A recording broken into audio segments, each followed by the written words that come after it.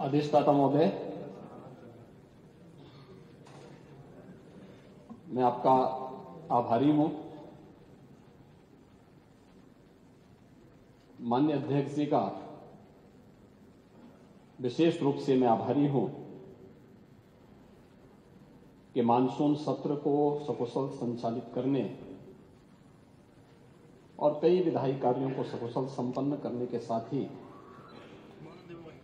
वर्ष 24-25 का पहला अनुपूरक बजट भी इस मानसून सत्र में आया है। मैं हृदय से धन्यवाद दूंगा नेता प्रतिपक्ष का।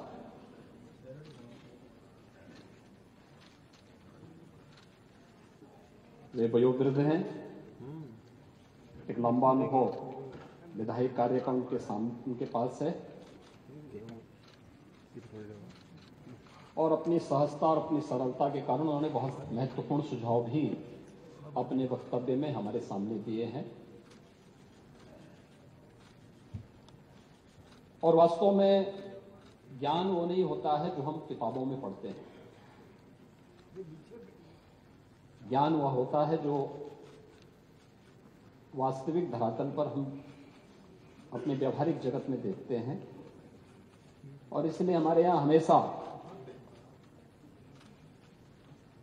बुजुर्गों, वयोवृद्धों को सम्मान दिया गया है। और हमारे यहाँ तो ये मान्यता है कि जो वो सभा नहीं होती है जहां कोई वयोवृद्ध न हो, बुजुर्ग न हो। और मैं इसलिए आपका अभिनंदन भी करूंगा इन सुझावों के लिए। और इसलिए मैं भी एक वयोवृद्ध को अपने साथ बिठा के रखता हूं।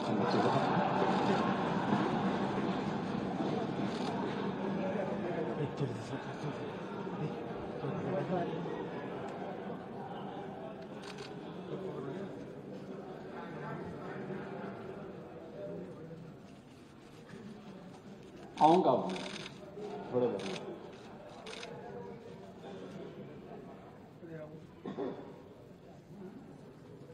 महोदय, सप्लीमेंट्री डिमांड के बारे में चर्चा हो रही थी कि क्या आवश्यकता थी।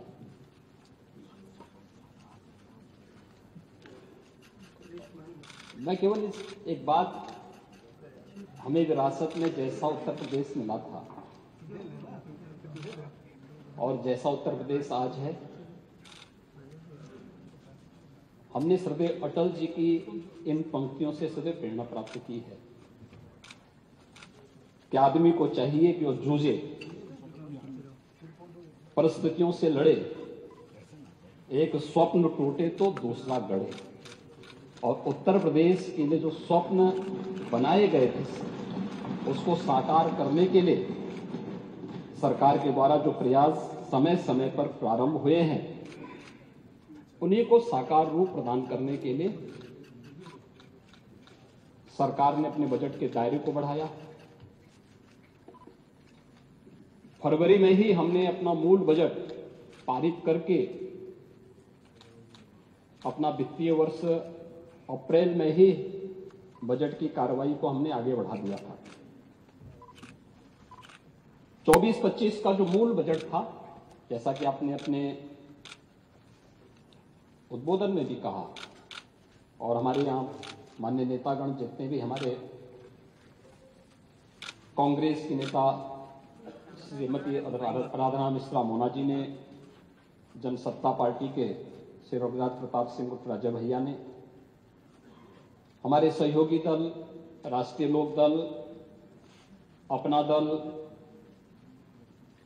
निषाद राज पार्टी और सुहेलदेव राजभर पार्टी के हमारे जो सहयोगी हैं, उन लोगों ने भी अपने वक्तव्य में जो बातें कही कि हमारा जो मूल बजट था वह 7,36,437 करोड़ 71 लाख रुपए का था। मांग के अनुरूप और प्रदेश के अंदर इस दौरान जो कार्य हुए, यद्यपि इस पूरे समय में ज्यादातर समय हमें आम चुनाव का सामने करने में ज्यादा समय खर्च हुआ, लेकिन फिर भी इस दौरान जो कार्य हो रहे थे, अन्य जो एक्टिविटीज चल रही थी, उनके कारण हम लोगों ने लगभग अब तक विभिन्न विभागों ने एवरेज 40% से अधिक रिलीजेज हुए हैं, 44% रिलीज हुए हैं और इसमें से 20% से अधिक धर्म खर्च भी हो चुका है।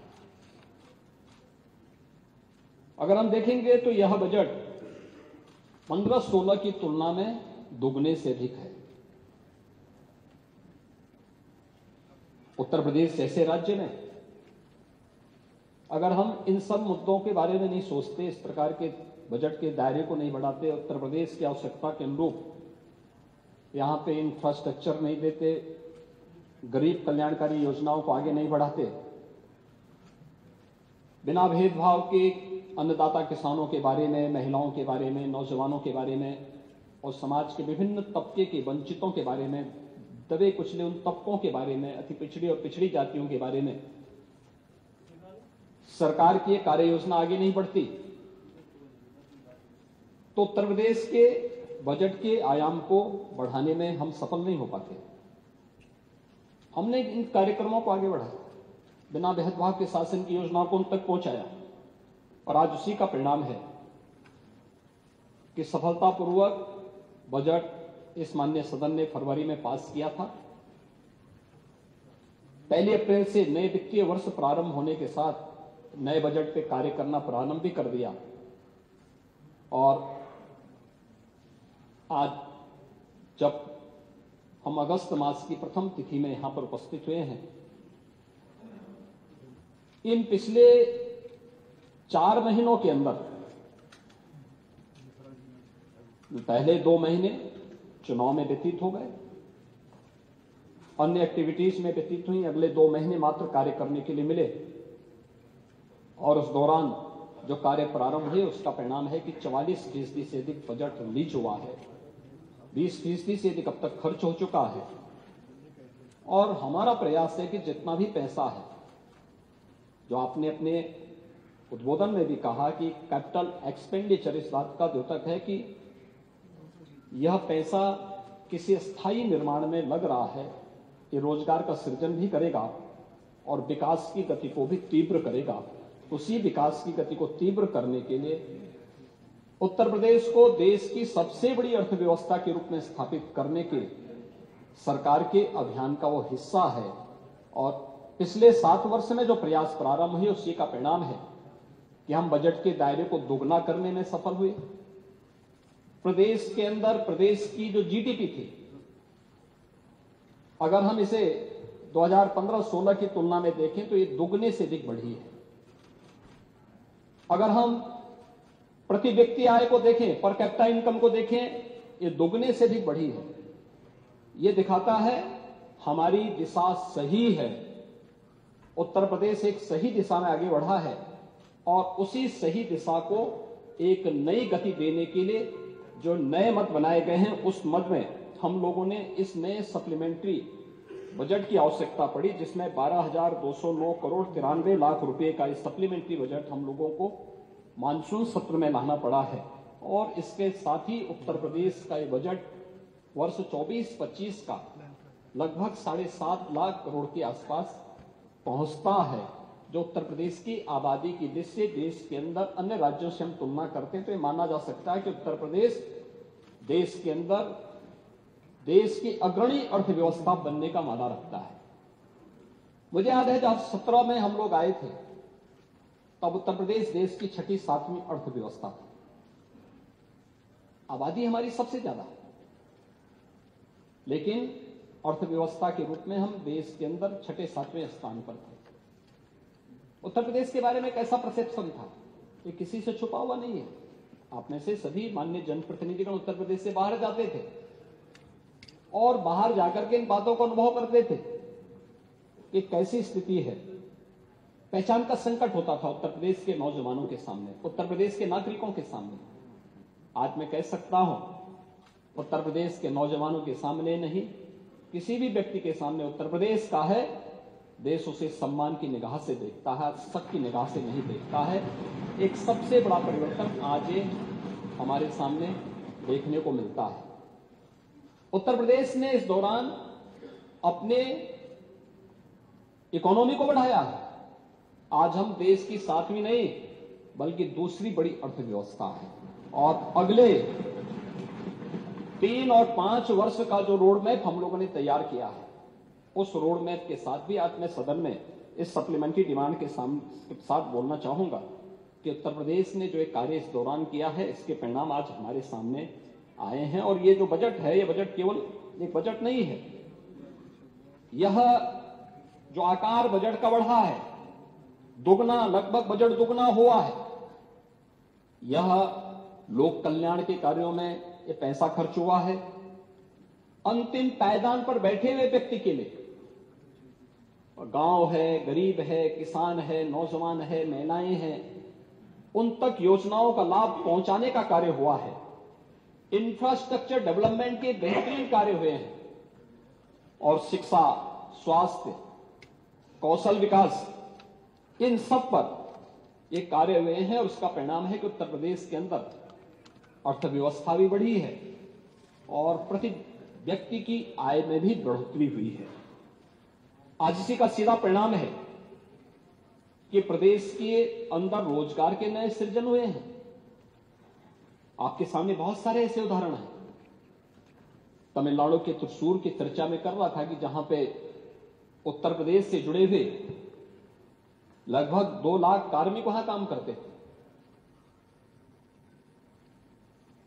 लेकिन आज उसमें से बड़ी संख्या वापस आई है क्योंकि उत्तर प्रदेश के अंदर उन्हें, इसी प्रदेश के अंदर उन्हें रोजगार मिलना प्रारंभ हुआ है और वह आज उत्तर प्रदेश में आकर के इन सभी कार्यों के साथ यहां जुड़ रहा है, अपने प्रदेश में आकर के प्रदेश के विकास में अपना योगदान दे रहा है।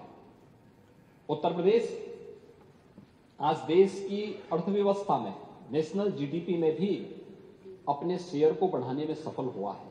यानी पहले जो हमारी स्थिति थी कि हम 6 या 7% तक ही उत्तर प्रदेश, यानी आबादी हमारे पास जितनी थी लगभग 16 से 17%, लेकिन अर्थव्यवस्था में हमारा कंट्रीब्यूशन देश के अंदर होता था वो 6 से 7% होता था। आज ये 9 से 10% तक पहुंच चुका है और मेरा मानना है उत्तर प्रदेश के अंदर जो ग्रोथ रेट है, जो विकास की दर है, अगर ये विकास की दर इसी प्रकार से आगे बढ़ेगी तो आने वाले समय में हम लोग उत्तर प्रदेश के अंदर अपनी आबादी के अनुसार देश की जो नेशनल जीडीपी है उसमें अपना योगदान देने में हम लोग सफल होंगे। उत्तर प्रदेश आज देश के उन राज्यों में है जिन राज्यों ने अपने प्रभावी रिसोर्स मोबिलाइजेशन के माध्यम से अपने को रेवेन्यू सरप्लस स्टेट के रूप में स्थापित किया है।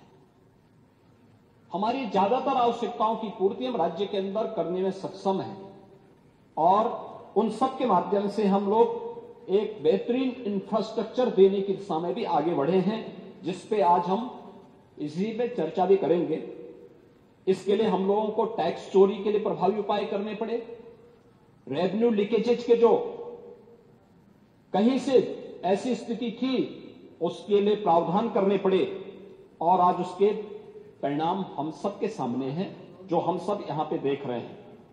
हम लोगों ने इसके लिए डायरेक्ट बेनिफिट जो ट्रांसफर है, इसके माध्यम से जो उस ट्रांजैक्शन को हम लोगों ने लाभार्थियों तक सीधा पैसा पहुंचाने का कार्य किया है।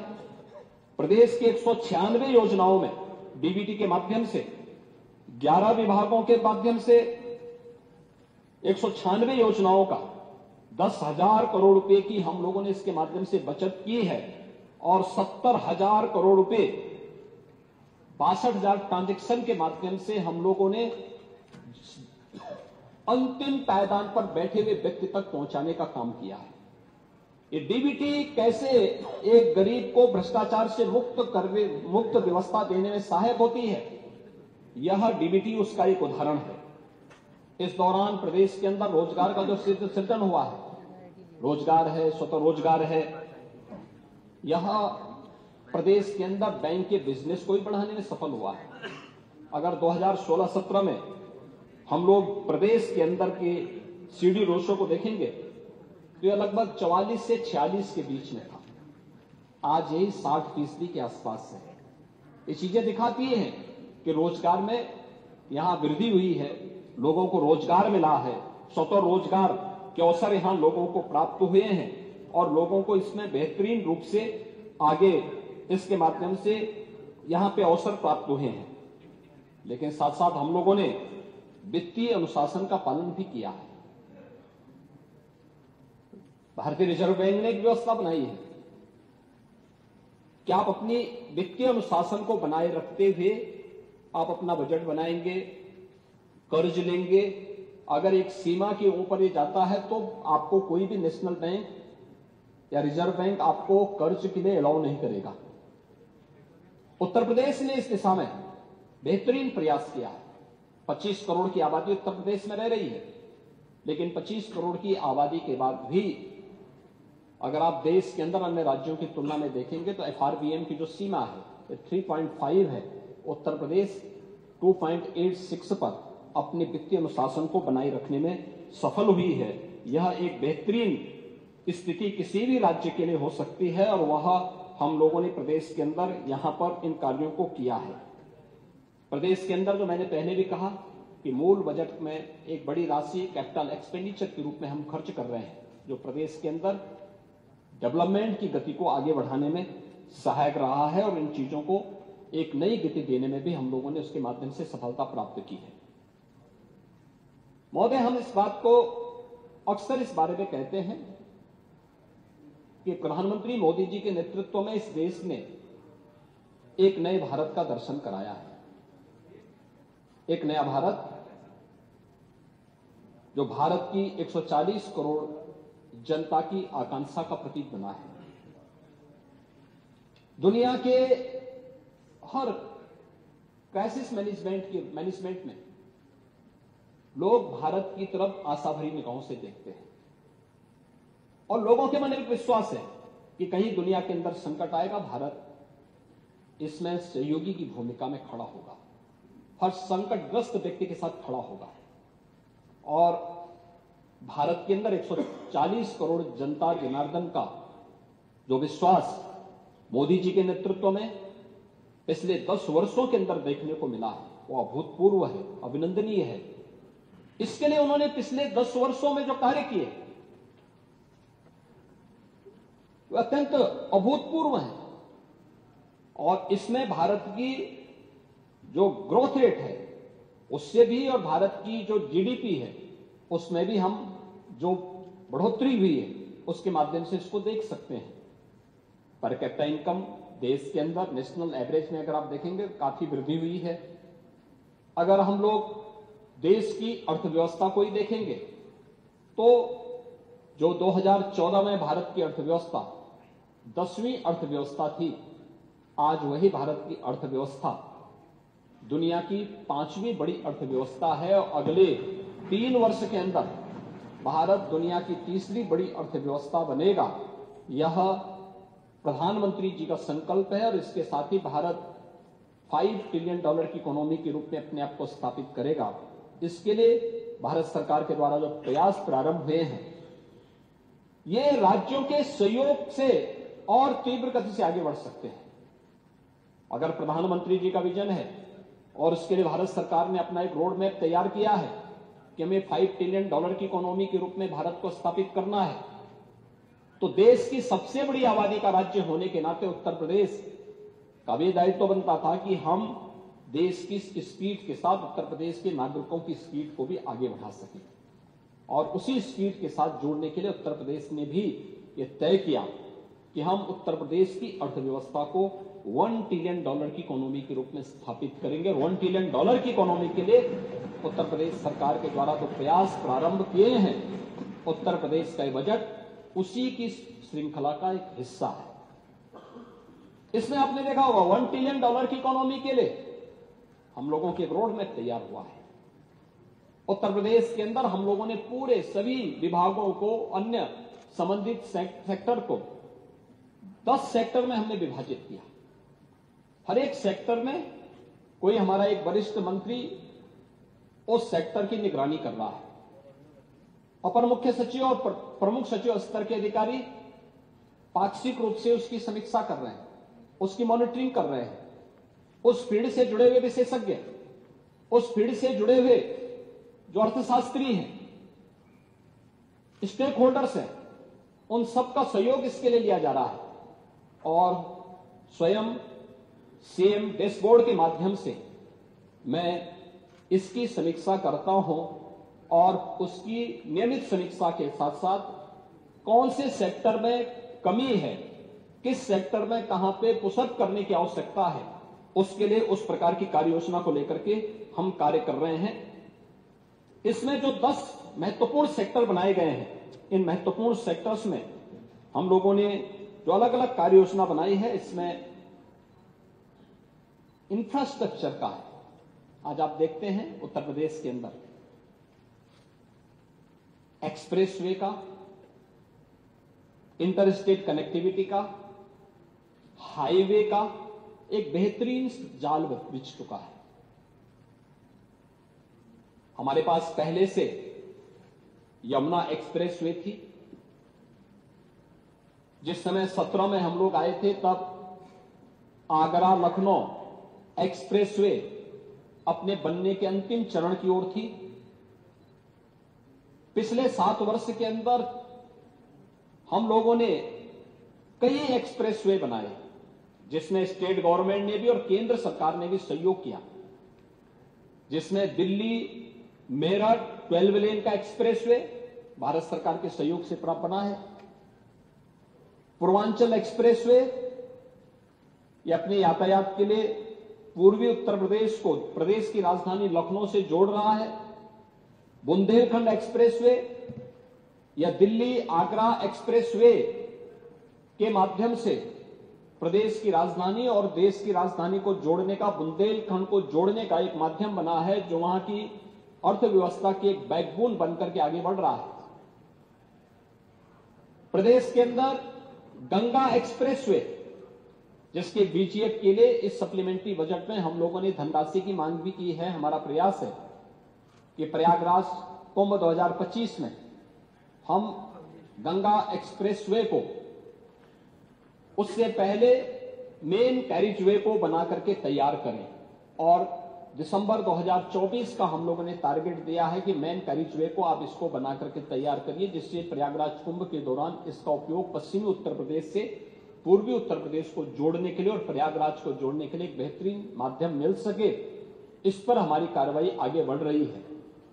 इसके अलावा Gorakhpur link expressway, Ballia link expressway के साथ ही हम लोग चित्रकूट लिंक एक्सप्रेसवे पर शाहजहांपुर से फर्रुखाबाद होते हुए आगरा लखनऊ एक्सप्रेसवे को जोड़ने के लिए एक नई एक्सप्रेसवे पर कार्य हमारा बहुत शीघ्र प्रारंभ हो रहा है। सर्वे के कार्य पूरे हो चुके हैं। इस कार्यक्रम को भी हम आगे बढ़ाने जा रहे हैं और आगरा लखनऊ एक्सप्रेसवे को पूर्वांचल एक्सप्रेसवे से जोड़ने की कार्रवाई को भी सरकार आगे बढ़ाने जा रही है, जिससे जो एक्सप्रेसवे के पीछे की सरकार की मंशा है, उस एक्सप्रेसवे को हम तेजी के साथ आगे बढ़ा सकें। इंटर स्टेट कनेक्टिविटी को, जितने भी हमारी इंटर स्टेट कनेक्टिविटी है, ये नेपाल से जुड़े हुए मार्ग हों, बिहार से हों, झारखंड छत्तीसगढ़ से जुड़े हुए हों, मध्य प्रदेश या राजस्थान से जुड़े हुए हों, या फिर हरियाणा या उत्तराखंड या दिल्ली से जुड़े हुए सभी 4 लेन की कनेक्टिविटी हो और वहां पर उत्तर प्रदेश सरकार का एक तोरण द्वार स्वागत कर आगंतुकों का स्वागत करता हुआ दिखाई दे। अगर नेपाल की सीमा पर है तो राज्य नहीं, देश भारत नेपाल मैत्री द्वार उनका स्वागत करे। इसकी तैयारी, इस पर कार्य प्रारंभ हो चुके हैं। अगर बिहार या अन्य राज्यों के साथ में है तो उत्तर प्रदेश और राज्य की मैत्री द्वार के रूप में उसकी पहचान होगी। इस कार्य को हम लोगों ने आगे बढ़ाया है। 4 लेन की हर जिला मुख्यालय 4 लेन से जुड़े, तहसील मुख्यालय 4 लेन के साथ जुड़े, ब्लॉक मुख्यालयों को 2 लेन के साथ हम जोड़ सकें। इस पर कार्य तेजी के साथ या तो पूरे हो चुके हैं या हो रहे हैं। हाईवे, वर्ल्ड क्लास हाईवे का निर्माण यहां पे बन रहा है। लखनऊ से कानपुर के बीच में ग्रीनफील्ड एक्सप्रेसवे भारत सरकार के सहयोग से बन रहा है और भी अन्य कार्य तेजी के साथ जहां यहां एक्सप्रेसवे के रूप में, हाईवे के रूप में बने हैं, इंफ्रास्ट्रक्चर के रूप में बने हैं, वहीं पर उत्तर प्रदेश में एयर कनेक्टिविटी के लिए अब तक हमारे 4 इंटरनेशनल एयरपोर्ट और 11 डोमेस्टिक एयरपोर्ट वर्तमान में क्रियाशील हैं और बहुत शीघ्र हम लोग 5वां इंटरनेशनल एयरपोर्ट जेवर को भी क्रियाशील करने जा रहे हैं। ये दुनिया का यानी एशिया का सबसे बड़े इंटरनेशनल एयरपोर्ट में से एक होने जा रहा है, जो उत्तर प्रदेश की इकोनॉमी के लिए बहुत बड़ी उपलब्धि होगी। उत्तर प्रदेश के अंदर इस फील्ड में हम लोगों ने और भी अन्य तमाम कार्य प्रारंभ किए हैं और मुझे लगता है कि यह मार्गों के साथ साथ उत्तर प्रदेश के अंदर हम लोगों ने वाटरवे का निर्माण भी, वाराणसी से हल्दिया के बीच में वाटरवे सफलतापूर्वक कार्य कर रहा है, लेकिन अयोध्या से हल्दिया के बीच में जोड़ने की कार्रवाई को भी हम आगे बढ़ाने के लिए सर्वे के कार्य को आगे बढ़ाने जा रहे हैं। और उत्तर प्रदेश उन राज्यों में है जिन्होंने वाटरवे अथॉरिटी का निर्माण राज्य के अंदर करते हुए जल मार्गों की संभावनाओं को भी गति देने की कार्रवाई को आगे बढ़ाया है।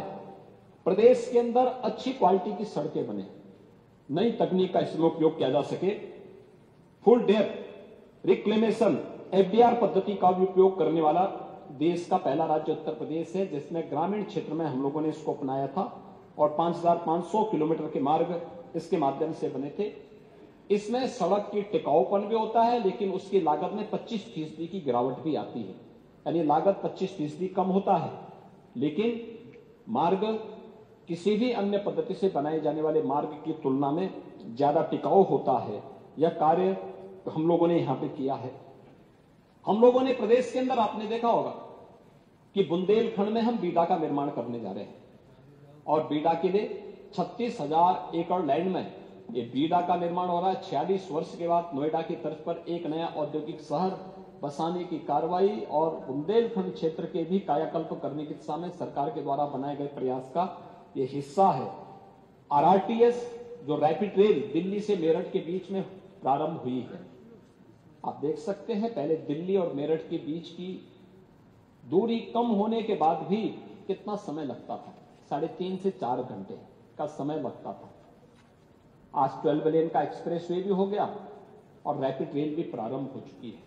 रैपिड रेल चलने से या 12 लेन का एक्सप्रेस वे चलने के बाद अब यह दूरी मात्र 40 से 45 मिनट में इस दूरी को पूरा किया जा सकता है और पश्चिमी उत्तर प्रदेश के अंदर इसके माध्यम से काफी चीजें आगे बढ़ी हैं और अच्छे ढंग से हमने इसको किया है। ये सभी कार्यों को आगे बढ़ाने का कार्य हम लोगों ने इंफ्रास्ट्रक्चर के लिए प्रदेश के अंदर और भी स्तर पर इन कार्यों को आगे बढ़ाने का कार्य किया गया है, जिसके बारे में संक्षेप में मैंने कहा कि जिसकी मॉनिटरिंग लगातार मुख्यमंत्री कार्यालय के द्वारा और सीएम डैशबोर्ड के माध्यम से भी इसकी मॉनिटरिंग की जा रही है। मैन्युफैक्चरिंग के लिए हम लोगों ने जो कार्य प्रारंभ किया है, इसमें भी एफडीआई की जो नई पॉलिसी हमारी है, इसमें इसके साथ ही हम लोगों ने 27 सेक्टोरियल पॉलिसीज भी प्रदेश के अंदर बनाई है। एमएसएमई के जो उत्पाद हैं उसकी मार्केटिंग और उसकी ब्रांडिंग के लिए इंटरनेशनल ट्रेड फेयर का आयोजन भी गत वर्ष से हम लोगों ने लगाना प्रारंभ किया है। प्रदेश के परंपरागत उत्पादों के लिए ओडीओपी की योजना को भी हम लेकर के आए हैं। प्रदेश के अंदर परंपरागत जो हमारे अन्य जो प्रदेश के अंदर हस्तशिल्पी हैं, कारीगर हैं, इन सभी के लिए हम लोगों ने प्रदेश के अंदर जो कार्य प्रारंभ किया है, उनके लिए पीएम विश्वकर्मा योजना और प्रदेश के अंदर विश्वकर्मा श्रम सम्मान योजना के माध्यम से उनकी ट्रेनिंग, उनको प्रधानमंत्री मुद्रा योजना, मुख्यमंत्री स्वरोजगार योजना जैसी योजनाओं के साथ जोड़ने के साथ ही आर्थिक स्वावलंबन की ओर अग्रसर करने के समय एक प्रयास प्रारंभ हुआ है।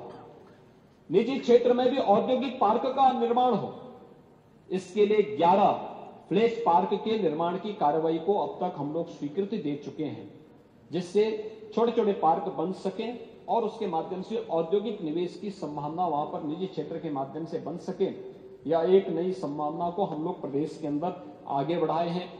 रेडीमेड गारमेंट्स के लिए एक नई योजना लेने के साथ ही लखनऊ हरदोई के बीच में पीएम श्री टेक्सटाइल पार्क के निर्माण की कार्रवाई हो रही, जो लगभग 1000 एकड़ क्षेत्रफल में बनाया जा रहा है, जिसमें अत्याधुनिक टेक्सटाइल की वहां पर तकनीक के साथ ही उद्योग लगाने की कार्रवाई को भी आगे बढ़ाने का कार्य हो रहा है। प्रदेश के अंदर ओडीओपी की योजना को प्रोत्साहित करने का परिणाम क्या है? सच्चाई तो क्या है? अगर सच्चाई पे मैं बोलूंगा तो हो सकता है कि हमारे समाजवादी पार्टी के सहयोगियों को अच्छा न लगे, लेकिन सच्चाई ये थी कि ये परंपरागत जो हस्तशिल्पी थे, कारीगर थे, जो उद्यमी थे, 2017 के पहले ये दम तोड़ रहा था। चाहे वह मुरादाबाद का पीतल का उद्योग रहा हो, भदोही का कारपेट का उद्योग रहा हो, फिरोजाबाद का ग्लास का उद्योग रहा हो, या फिर सहारनपुर का वुडन वर्क का उद्योग रहा हो, आपके मेरठ का स्पोर्ट्स आइटम से जुड़े हुए उद्योग रहे हो, या फिर आगरा और कानपुर का लेदर उद्योग रहा हो, ये सभी दम तोड़ रहे थे। और तो और हमारे नेता प्रतिपक्ष के जनपद में स्वयं वहां काला नमक चावल आज से नहीं, यानी इसके बारे में कहा जाता है कि भगवान बुद्ध के समय 2500 वर्ष पहले इस चावल को, उस समय इस चावल की उत्पत्ति होती है और दुनिया का सबसे अधिक प्रोटीन से युक्त सबसे सॉफ्ट चावल है। दूर से ही उसकी खुशबू दिखाई देती है, लेकिन उसकी कोई ब्रांडिंग नहीं थी, सरकार से कोई प्रोत्साहन नहीं था। आज हमने उसको प्रोत्साहित किया है। आज सिद्धार्थनगर जनपद के लिए 1 डिस्ट्रिक्ट 1 प्रोडक्ट में काला नमक चावल को ही हम लोगों ने रखा है। आज इसी का परिणाम है कि पहले उत्तर प्रदेश का जो एक्सपोर्ट मात्र 86,000 करोड़ था, आज वो बढ़कर के 2 लाख करोड़ रुपए से ऊपर का हुआ है। ये चीजें दिखाती है कि एक सही दिशा में सरकार के कदम आगे बढ़े हैं। प्रदेश ने यहां पर फरवरी 2023 में ग्लोबल इन्वेस्टर समिट किया था। ग्लोबल इन्वेस्टर समिट में हमारे पास निवेश के भारी प्रस्ताव आए थे।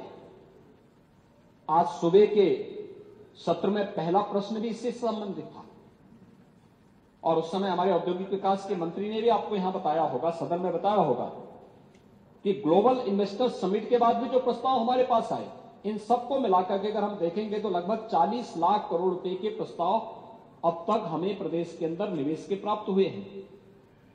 ये निवेश के प्रस्ताव अगर आगे बढ़ते हैं तो इससे लगभग 1.25 करोड़ यानी 1,25,00,000 से अधिक नौजवानों को सीधे सीधे नौकरी प्राप्त होती है।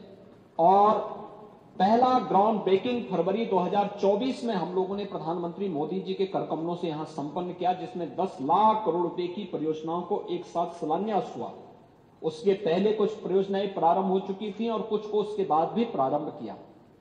तो अगर आप देखेंगे तो पिछले 7 वर्ष के अंदर लगभग 16 से लेकर 20 लाख करोड़ रुपए की निवेश के प्रस्तावों को जमीनी धरातल पर उतारने में हमें सफलता प्राप्त हुई है और लगभग 60 लाख से अधिक नौजवानों को इनके साथ रोजगार के साथ और नौकरी के साथ जोड़ने में हमें इसके माध्यम से मदद मिली है। ये निवेश के प्रस्तावों का परिणाम है। फरवरी 2024 में ही जो ग्राउंड ब्रेकिंग सेरेमनी 4 हुई थी, इस 4th की रिपोर्ट के अनुसार ही अब तक 1 लाख करोड़ रुपए से अधिक की परियोजनाओं ने प्रोडक्शन प्रारंभ किया है। और यह प्रोडक्शन इस बात को द्योतक है कि यहां पे ईज ऑफ डूइंग बिजनेस में एक बेहतरीन पहल हुई है और उसका लाभ हमारा उद्यमी ले रहा है और उसके माध्यम से प्रदेश के बेरोजगार नौजवानों को रोजगार की संभावनाओं को भी आगे बढ़ाने में हमें मदद मिल रही है। हम लोगों ने इसके साथ ही प्रदेश के अंदर तमाम ऐसे अन्य कार्यक्रम प्रारंभ किए हैं, चाहे वह अन्य विभिन्न प्रकार के कार्यक्रमों को आगे किया, डाटा सेंटर हब के रूप में उत्तर प्रदेश को विकसित करने का हो, लखनऊ को आर्टिफिशियल इंटेलिजेंस की सिटी के रूप में उसको आगे बढ़ाने के कार्यक्रम का हो, उत्तर प्रदेश स्टार्टअप पॉलिसी के अंतर्गत उत्तर प्रदेश इनोवेशन फंड के गठन की कार्रवाई का हो, ये सभी आगे बढ़ाने की कार्रवाई हो रही है। और आपने कहा गांवों के लिए क्या, तो प्रदेश सरकार ने इसीलिए अपने शासकीय कार्यालयों के साथ साथ ग्राम पंचायतों में भी हम वाईफाई की सुविधा उपलब्ध करा सकें, ई ऑफिस की प्रणाली को हम विकसित कर सकें, नई इंडस्ट्रियल पॉलिसी के अंतर्गत जिन लोगों ने यहां पे निवेश किया है उनका इंसेंटिव उन्हें प्राप्त हो सके, इसके लिए भी हम लोगों ने इस अनुपूरक बजट में उसका प्रावधान किया है। प्रदेश के अंदर शिक्षा के लिए, खेल और अन्य तमाम प्रकार के कार्यों के लिए भी धनराशि की व्यवस्था की गई है, जिसमें आपने देखा होगा कि प्रदेश के अंदर हम लोगों ने एक रोजगार मिशन समिति के माध्यम से एक विशेष प्रस्ताव भी हम लोगों ने यहां पे रखा है, जिसमें इसके संचालन के लिए भी धनराशि की व्यवस्था की है। कौशल विकास के लिए भी हम लोगों ने प्रदेश के युवाओं की ट्रेनिंग देने के लिए 200 करोड़ रुपए का प्रावधान का व्यवस्था किया है। रोजगार ट्रेनिंग के साथ साथ प्रोजेक्ट प्रवीण के लिए भी 100 करोड़ रुपए की व्यवस्था की गई है और 150 आईटीआई को हम लोगों ने टाटा कंसल्टेंसी के साथ, टेक्नोलॉजी कंसल्टेंसी के साथ हम लोगों ने यहां पे उसे वर्ल्ड क्लास स्किल डेवलपमेंट के सेंटर के रूप में डेवलप करने की एक बड़ी कार्रवाई को आगे बढ़ाया है और जिसमें हम 23 प्रकार के ऐसे कोर्सेज प्रारंभ करने जा रहे हैं जो न्यू एज कोर्सेज हैं, जो आज की आवश्यकता के अनुरूप, आज की इंडस्ट्री और ग्लोबल मार्केट की जो डिमांड है उसके अनुसार हम उन कार्यक्रमों को आगे बढ़ा सकें। शिक्षा के लिए भी यहां पे कार्य किया गया है। 284 राजकीय इंटर कॉलेजेस में जहां लैब्स नहीं थी उसके लिए 28 करोड़ 40 लाख रुपए की व्यवस्था, 1040 राजकीय माध्यमिक विद्यालयों में वहां पर कम्युनिकेशन टेक्नोलॉजी लैब की स्थापना के लिए हम लोगों ने 66 करोड़ रुपए की व्यवस्था की है। प्रदेश के अंदर हम लोगों का जो लक्ष्य रहा है कि हम लोगों ने अपने यहां प्रदेश के अंदर पिक एंड चूज नहीं किया। हम लोगों ने निजी क्षेत्र में कोई विश्वविद्यालय स्थापित करना चाहता है, उसके लिए एक पॉलिसी बनाई। अगर कोई उन मानकों को पूरा करता है तो हमने नए विश्वविद्यालय स्थापित करने के लिए उसको आगे बढ़ाया, क्योंकि हमारा मानना है कि हर निवेश एक नया रोजगार भी देता है और साथ साथ विकास भी लेकर के आता है। ऐसे अब तक 14 नए विश्वविद्यालय प्रदेश के अंदर बने हैं, लेकिन जहां कोई विश्वविद्यालय नहीं वहां पर विश्वविद्यालय राज्य सरकार बनाएगी और इसके लिए जिस कमिश्नरी में विश्वविद्यालय नहीं था उन 6 कमिश्नरी को चिन्हित करके 6 नए विश्वविद्यालय, जिसमें आजमगढ़ में महाराज सुहेलदेव के नाम पर विश्वविद्यालय का निर्माण पूरा हो चुका है और विश्वविद्यालय आज अपने स्वयं के भवन में संचालित भी हो चुका है। ऐसे ही अलीगढ़ महाराजा महेंद्र प्रताप सिंह आजादी की लड़ाई में जिनका एक महत्वपूर्ण योगदान था, जिन्होंने स्वतंत्र भारत में भारत की एक पैरेलल गवर्नमेंट अफगानिस्तान में रह करके बनाने का काम किया था और अंग्रेजों की सत्ता को उस समय चुनौती दी थी, उनके नाम पर एक विश्वविद्यालय मेरठ में हमारा बन के तैयार हो चुका है और उस पे भी हम लोग राजा महेंद्र प्रताप सिंह विश्वविद्यालय का निर्माण अलीगढ़ में कर चुके हैं और वहां पर भी विश्वविद्यालय भी क्रियाशील हो चुका है। एक मां शाकंभरी के नाम पर एक विश्वविद्यालय का निर्माण हम लोगों ने सहारनपुर में किया है और वह विश्वविद्यालय भी वहां क्रियाशील हो चुका है। 4 नए विश्वविद्यालय वर्तमान में बनने की ओर अग्रसर हैं, जिसमें मुरादाबाद के अंदर गुरु जम्बेश्वर के नाम पर एक विश्वविद्यालय का निर्माण हम लोग वहां करने जा रहे हैं। सारी औपचारिकताएं पूर्ण हो चुकी हैं, इसको हम आगे बढ़ा रहे हैं।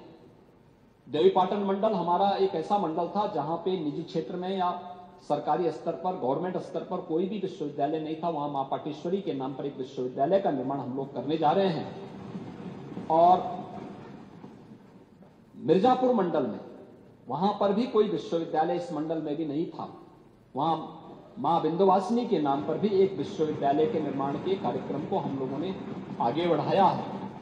तो कुशीनगर में एक कृषि विश्वविद्यालय, महात्मा बुद्ध के नाम पर एक कृषि विश्वविद्यालय के निर्माण के कार्यक्रम को भी हम लोगों ने आगे बढ़ाने का काम किया है। प्रदेश के अंदर जगतगुरु रामभद्राचार्य दिव्यांग विश्वविद्यालय चित्रकूट विश्वविद्यालय के पास आर्थिक संकट था, एक अच्छी भावना के साथ 2001 में विश्वविद्यालय प्रारंभ हुआ था, लेकिन समय के अनुरूप वो अपनी स्पीड को बढ़ाने में थोड़ा कठिनाई महसूस कर रहा था। इस विश्वविद्यालय को राज्य सरकार में समाहित करते हुए आज वहां पर दिव्यांगजनों के लिए और सामान्य बच्चों के लिए भी हम लोगों ने उस विश्वविद्यालय को राज्य सरकार के अधीन लेकर के उस विश्वविद्यालय का संचालन सरकार ने प्रारंभ कर दिया है और ये विश्वविद्यालय अब राज्य विश्वविद्यालय के रूप में सफलतापूर्वक संचालित हो रहा है। इसके अलावा लखनऊ में यहां पर एक मेडिकल यूनिवर्सिटी ये भी हमारी सरकार ने बनाई है, वो बनकर के तैयार हो चुकी है, कार्य उसका प्रारंभ हो चुका है, जो प्रदेश के सभी मेडिकल कॉलेजेस को अपने साथ संबद्ध करके उस कार्य को आगे बढ़ा रही है। ऐसे ही प्रदेश के अंदर आयुष विश्वविद्यालय का निर्माण गोरखपुर में पूरा हो चुका, वो अपना कार्य आगे बढ़ा रही है। और मेरठ में हॉकी के जादूगर मेजर ध्यानचंद के नाम पर स्पोर्ट्स यूनिवर्सिटी, प्रदेश की पहली यूनिवर्सिटी मेरठ में हम लोग बना रहे हैं, जिस पर युद्ध स्तर पर कार्य चल रहा है। इन सभी कार्यक्रमों को करने के साथ ही प्रदेश सरकार ने इसमें हॉकी के जो एक महान खिलाड़ी थे, भारतीय हॉकी टीम को जिन्होंने कई बार प्रतिनिधित्व किया था, नेतृत्व प्रदान किया था, ऐसे केडी सिंह बाबू के बाराबंकी स्थित आवास को कुछ वहां पे लिटिगेशन था, इस मामले को लेकर के विवाद हुआ था और न्यायालय ने उनके पैतृक आवास को नीलाम करने के लिए आदेश कर दिया था। सरकार ने इसमें इंटरवेन किया। सरकार ने कहा नहीं, देखिए जिन्होंने देश के लिए कंट्रीब्यूशन किया है, आखिर हमारी आज वर्तमान पीढ़ी का दायित्व क्या है? हम उनके प्रति कृतज्ञता ज्ञापित करते हुए उनकी स्मृतियों को बचाए रख सके और उसके लिए सरकार ने उनके आवास को और उनकी पूरी जो प्रॉपर्टी थी उसको सरकार ने कहा कि सरकार इसकी धनराशि देगी और सरकार वहां पे उनके संग्रहालय को बनाएगी, जो हॉकी के लिए उनका योगदान था। इसके लिए धनराशि की व्यवस्था हम लोगों ने की है। ग्रामीण क्षेत्र में ग्रामीण स्टेडियम के लिए मैं देखता हूं हमारे बहुत सारे माननीय विधायक इस बारे में प्रस्ताव देते हैं कि हाँ हमारे यहां हमारे जनपद में कोई स्टेडियम नहीं है। 100 करोड़ रुपए की व्यवस्था हम लोगों ने इस सप्लीमेंट्री में ग्रामीण स्टेडियम के लिए की है, जो ग्रामीण क्षेत्र में खेलों के क्षेत्र में लोगों को एक नया प्रोत्साहन मिल सके, इसके लिए भी हम लोगों ने व्यवस्था की है। और मैंने परसों भी यहां पे कहा था कि अटल आवासीय विद्यालय बीओसी बोर्ड से जुड़े हुए रजिस्टर्ड श्रमिकों और निराश्रित बच्चों के लिए भी यह व्यवस्था की गई है, लेकिन हम लोग 57 नए जनपदों में, जो जनपद 18 जनपद आच्छादित हैं, इन जनपदों में तो अटल आवासीय इन कमिश्नरी मुख्यालयों पे अटल आवासीय विद्यालय है। शेष जनपदों में हम लोग एक सीएम अभ्युदय विद्यालय के रूप में वहां पे एक मॉडल विद्यालय बनाने जा रहे हैं, जो डे स्कूल होंगे और इसके लिए हम लोगों ने धनराशि की व्यवस्था पहले से कर दी है। और हमारा ये मानना है कि लगभग ये पहले चरण में जनपद स्तर पर, फिर विधानसभा स्तर पर, फिर विकासखंड स्तर पर और फिर कमिश्नरी स्तर पर हम लेके जाएंगे तो शिक्षा के क्षेत्र की जो चिंता आपकी है उस चिंता को हम लोग दूर करेंगे और वास्तव में शिक्षा के बगैर कोई समाज स्वावलंबन के मार्ग पर और समृद्धि के मार्ग पर कभी आगे नहीं बढ़ सकता है। सरकार की चिंता है। हमने अनुपूरक बजट में अटल आवासीय विद्यालय के शेष कार्यों को आगे बढ़ाने के लिए भी धनराशि की व्यवस्था इसमें की है। ऊर्जा सेक्टर में यहां पर सदन में काफी चर्चा हो चुकी है और वास्तव में जब सुविधा मिलती है तो लोगों की इच्छा होती है कि इसमें और वृद्धि हो और अच्छा मिले। ये मनुष्य की वृत्ति भी होती है और होना भी चाहिए, उसका अधिकार भी होना चाहिए कि समय के अनुरूप हम भी आगे बढ़ सकें। और इसको लेने के लिए प्रदेश सरकार ने बार बार होती है कि आप क्या कर रहे हैं। इसके दोनों से तीनों क्षेत्रों में हम लोगों ने काम किया है। पावर जनरेशन के लिए, उसके ट्रांसमिशन के लिए और उसके डिस्ट्रीब्यूशन के लिए, तीनों पर सरकार का ध्यान है। तीनों को एक साथ हम कार्य करने जा रहे हैं। अगले कुछ वर्षों के अंदर 8000 मेगावाट की नई बिजली प्रदेश के अंदर ही थर्मल पावर के रूप में उत्तर प्रदेश के अंदर पावर कारपोरेशन और उसके जो साथ जो है पीपीए हैं उसके माध्यम से हम लोग यहां उपलब्ध कराने जा रहे हैं। लेकिन हम समय की मांग से हमें समय से 10 कदम आगे बढ़ने की एक वृत्ति हमारे पास होनी चाहिए। जितना बड़ा निवेश हमारे पास है, जितनी बड़ी आबादी है, क्योंकि जब हम लोग आए थे 2017 में 1,21,000 मजरे ऐसे थे या गांव ऐसे थे जिनमें बिजली कभी पहुंची ही नहीं थी। हम लोगों ने बिजली वहां पहुंचाई। 1,76,00,000 परिवार ऐसे थे जिन्होंने कभी बिजली देखी नहीं थी, उनको निःशुल्क बिजली के कनेक्शन भी दिए। 14 लाख से अधिक किसान ऐसे थे जिनके ट्यूबवेल के कनेक्शन तो थे, बिजली भी आती थी, लेकिन बिजली के बिल वे नहीं पे कर पा रहे थे। हमने अप्रैल 2023 से सरकारी ट्यूबवेल के साथ साथ निजी ट्यूबवेल के जो कनेक्शन उस समय दिए गए थे, इनके लिए धनराशि का प्रावधान करके उसके बिल को माफ कर दिया है और सबको एक व्यवस्था कर दी है कि वहां से कोई बिजली नहीं लेगा। हाँ, पिछला जो बकाया है उसके लिए ओटीएस की स्कीम विभाग लेके आएगा और मैं चाहूंगा कि लोग उसको अगर दे देंगे तो हमें अच्छा होगा कि इन ट्यूबवेल को हम सोलर पैनल के साथ जोड़ देंगे तो परमानेंट उनको बिजली की एक व्यवस्था, उनके लिए एक मैकेनिज्म बन जाएगा। और अगर वहां बन जाएगा तो शेष अन्य जगह ट्यूबवेल के कनेक्शन देने के लिए हम लोग आगे कार्यक्रम बढ़ा पाएंगे। बहुत सारी चीजें यहां पर आई हैं, जैसे सरयू नहर राष्ट्रीय परियोजना। मानी जी, आप जानते हैं ये योजना 1972-73 में बनी थी। 72-73 में बनने के बाद ये योजना कभी पूरी नहीं हो पाई। जिस समय योजना की पीपीआर बनी थी, योजना आयोग ने उस समय जब बनाई थी, उस समय इसकी लागत थी 100 करोड़ और यह 2017 तक आधी अधूरी थी। एक भी बूंद पानी कहीं नहीं जाता था। इस योजना पर हम लोगों ने मिशन मोड पर काम किया, लैंड एक्वायर किया और लैंड एक्वायर हमने चटबंदी की प्रक्रिया को इंतजार किए बगैर लैंड एक्वायर किया, उसकी धनराशि दी, प्रधानमंत्री जी से बातचीत की, प्रधानमंत्री जी ने प्रधानमंत्री कृषि सिंचाई योजना के माध्यम से इसमें धनराशि उपलब्ध करवाई। और मुझे बताते हुए प्रसन्नता है कि सरयू नहर राष्ट्रीय परियोजना को 2021 में प्रधानमंत्री जी ने लोकार्पण कर दिया है। 14 लाख हेक्टेयर भूमि को इसके माध्यम से सिंचाई की सुविधा आज नेपाल से सटे हुए जनपदों को, आपके बहराइच से लेकर के बहराइच, बलरामपुर, श्रावस्ती, गोंडा से लेकर के सिद्धार्थनगर, बस्ती, महाराजगंज, संत कबीर नगर, गोरखपुर, इन सभी जनपदों को सिंचाई की सुविधा इसके माध्यम से प्राप्त हुई है।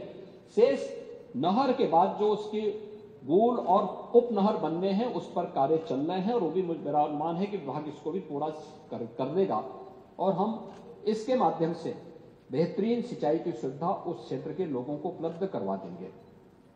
यह कार्य वहां पे हुआ है। अर्जुन सहायक परियोजना हो या बाण सागर की परियोजना हो, ये सभी को अगर देखेंगे तो पिछले 7 वर्ष के अंदर हम लोगों ने प्रदेश के अंदर लगभग 22 लाख हेक्टेयर लैंड को अतिरिक्त सिंचाई की सुविधा दी है, उत्तर प्रदेश के अंदर दी है। ट्यूबवेल के कनेक्शन को हम लोगों ने, ट्यूबवेल के जो कनेक्शन पहले से चल रहे थे उनको फ्री किया, फ्री में बिजली उपलब्ध करवा रहे हैं और मुझे लगता है हमें वहां उसको उसके सोलर पैनल लगाने की दिशा में तेजी के साथ आगे बढ़ना चाहिए। 60,000 से अधिक अब तक हम लोगों ने सोलर पैनल उपलब्ध करवाए हैं किसानों को। जिन किसानों के द्वारा ट्यूबवेल की सुविधा जहां उपलब्ध नहीं हो रही थी उसको भी ये सुविधा उपलब्ध करा रहे हैं और इसमें बहुत सारे कार्य बढ़कर किए गए हैं। लेकिन साथ साथ इस दिशा में जो मांग और आपूर्ति में, सप्लाई एंड डिमांड में जो अंतर है, तो चर्चा यहां पर हो रही थी। अभी जो बात यहां पे नेता कांग्रेस श्रीमती आराधना मिश्रा मोना जी ने बात यहां पे कही कि आखिर हमारी डिमांड कितनी है, यानी यह आज तो 1 अगस्त में हम आए हैं, हम कल ही देख रहे थे, कल ही हमारी समीक्षा चल रही थी इस मुद्दे को लेकर के। 2016 में प्रदेश के अंदर जो पीक डिमांड होती थी वो 16,000 मेगावाट की होती थी। इस समय उत्तर प्रदेश के अंदर डिमांड कितनी चल रही है? 31,000 से लेकर 32,000 मेगावाट की, और तब भी हम लोग इसकी सप्लाई कर रहे हैं, तब भी पावर कारपोरेशन इसकी सप्लाई कर रहा है। कारण था, पहले इंफ्रास्ट्रक्चर नहीं था, पहले गांवों में बिजली नहीं थी, पहले उद्योग नहीं थे, पहले ट्यूबवेल के कनेक्शन नहीं दिए जा रहे थे, पहले लोग और किसान भी इन सबसे वंचित था। आज हमने बिजली के कनेक्शन दिए, उद्योग लगाए, ट्यूबवेल को कनेक्शन दिए, आज बिजली हम लोगों ने एक व्यवस्था बनाई है खास तौर पर एक व्यवस्था बनाई और व्यवस्था की हम जिला मुख्यालय को 24 घंटे देंगे, तहसील मुख्यालयों को हम 20 से 22 घंटे देंगे, 18 से 20 घंटे हम ग्रामीण क्षेत्र को उपलब्ध करवाएंगे। लेकिन समय पे बहुत सारे जनपद ऐसे हैं जहां बारिश नहीं हो पा रही है। आज भी मैं देख रहा था कि लगभग हमारे 31 के आसपास जनपद ऐसे हैं जहां पर बारिश एवरेज से काफी कम हुई है। पावर के लिए हाइड्रो पावर आपके लिए है, आपके पास है, तो आपको इसके लिए पानी भी चाहिए। पानी आएगा तो पानी साफ सुथरा पानी भी दिखना चाहिए, और उससे थोड़ी समस्या जरूर आई है। लेकिन मेरा यह मानना है कि हम इसको भी पावर कारपोरेशन को सरकार संबल दे रही है। आज हम लोग अकेले पावर कारपोरेशन में जो पैसा खर्च कर रहे हैं, मुझे लगता है एक बहुत बड़ी राशि, 46,000 करोड़ रुपए हम उनको सब्सिडी के रूप में देते हैं। 46,000 करोड़ रुपए, याद करिए, अगर हम इस पैसे को बचा पाए, ये पैसा अगर प्रदेश के इंफ्रास्ट्रक्चर में लगे, प्रदेश के विकास में लगे, इसके रिजल्ट कुछ और आएंगे। लेकिन आज की आवश्यकता है और उसके अनुरूप फिर भी सरकार इसको देने का कार्य कर रही है। इस पर हम आगे कर रहे हैं और इसीलिए 2,000 करोड़ रुपए की व्यवस्था हमने इस बार भी बजट पावर की, इस सप्लीमेंट्री डिमांड में भी हम लोगों ने 2,000 करोड़ रुपए पावर कारपोरेशन को उपलब्ध करवाए हैं, जिससे वह अनवरत बिजली की आपूर्ति प्रदेश के नागरिकों को दे सके। जहां तक प्रश्न है कि ट्रांसफार्मर बदलने के लिए हम लोगों ने विभाग से भी कहा है, विभाग के द्वारा हर एक डिस्कॉम को इसके लिए जवाबदेही बनाया जा रहा है कि टोल फ्री नंबर 1912 को एक्टिव रखें, प्रॉपर रिस्पांस होना चाहिए, हर एक फीडर की जवाबदेही तय होनी चाहिए, और इस पर कार्य हो रहे हैं। क्योंकि यह एक संक्रमण काल है, इंफ्रास्ट्रक्चर में चेंज किया जा रहा है, काफी स्ट्रेंथनिंग की कार्रवाई हो रही है। स्वाभाविक रूप से वह एक संक्रमण काल होने के नाते इस दौरान थोड़े बहुत संकट आ सकता है, समस्याएं आ सकती हैं, लेकिन इसके स्थायी समाधान की तरफ सरकार आगे कदम बढ़ा रही है और मेरा विश्वास है कि पावर कारपोरेशन इस दिशा में आगे बढ़ेगा। कृषि और उसका जो संपर्कीय क्षेत्र है, इसमें भी सरकार ने बेहतरीन कदम उठाए हैं।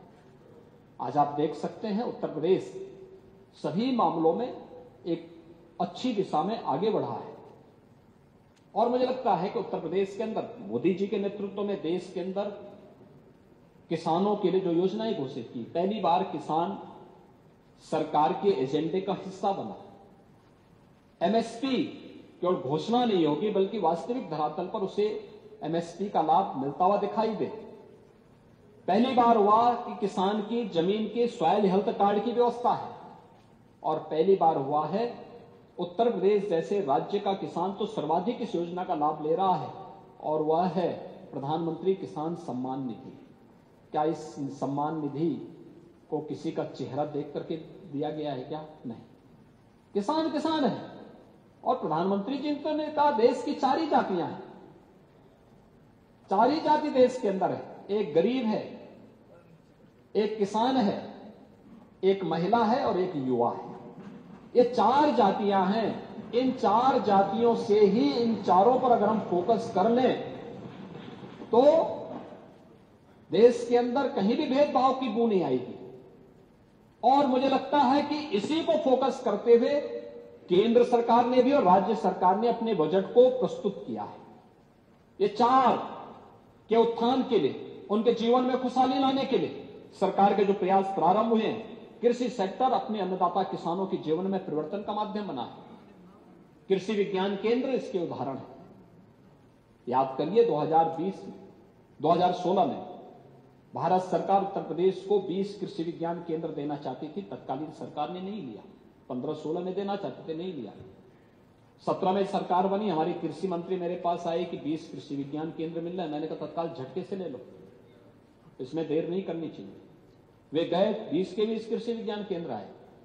फिर मैंने कहा एक बार थोड़ा कृषि विज्ञान केंद्रों का विजिट तो करें, थोड़ा रिपोर्ट तो दें क्या स्थिति है। तो उन्होंने कहा बहुत खराब स्थिति है। मैंने कहा इसको कैसे ठीक होगा? उन्होंने कहा नहीं, हम ठीक करते हैं। और आज मैं कह सकता हूं कि हर कृषि विज्ञान केंद्र नियमित अपनी रिपोर्ट विश्वविद्यालयों को देता है और विश्वविद्यालय अपनी रिपोर्ट शासन को उपलब्ध करवाता है।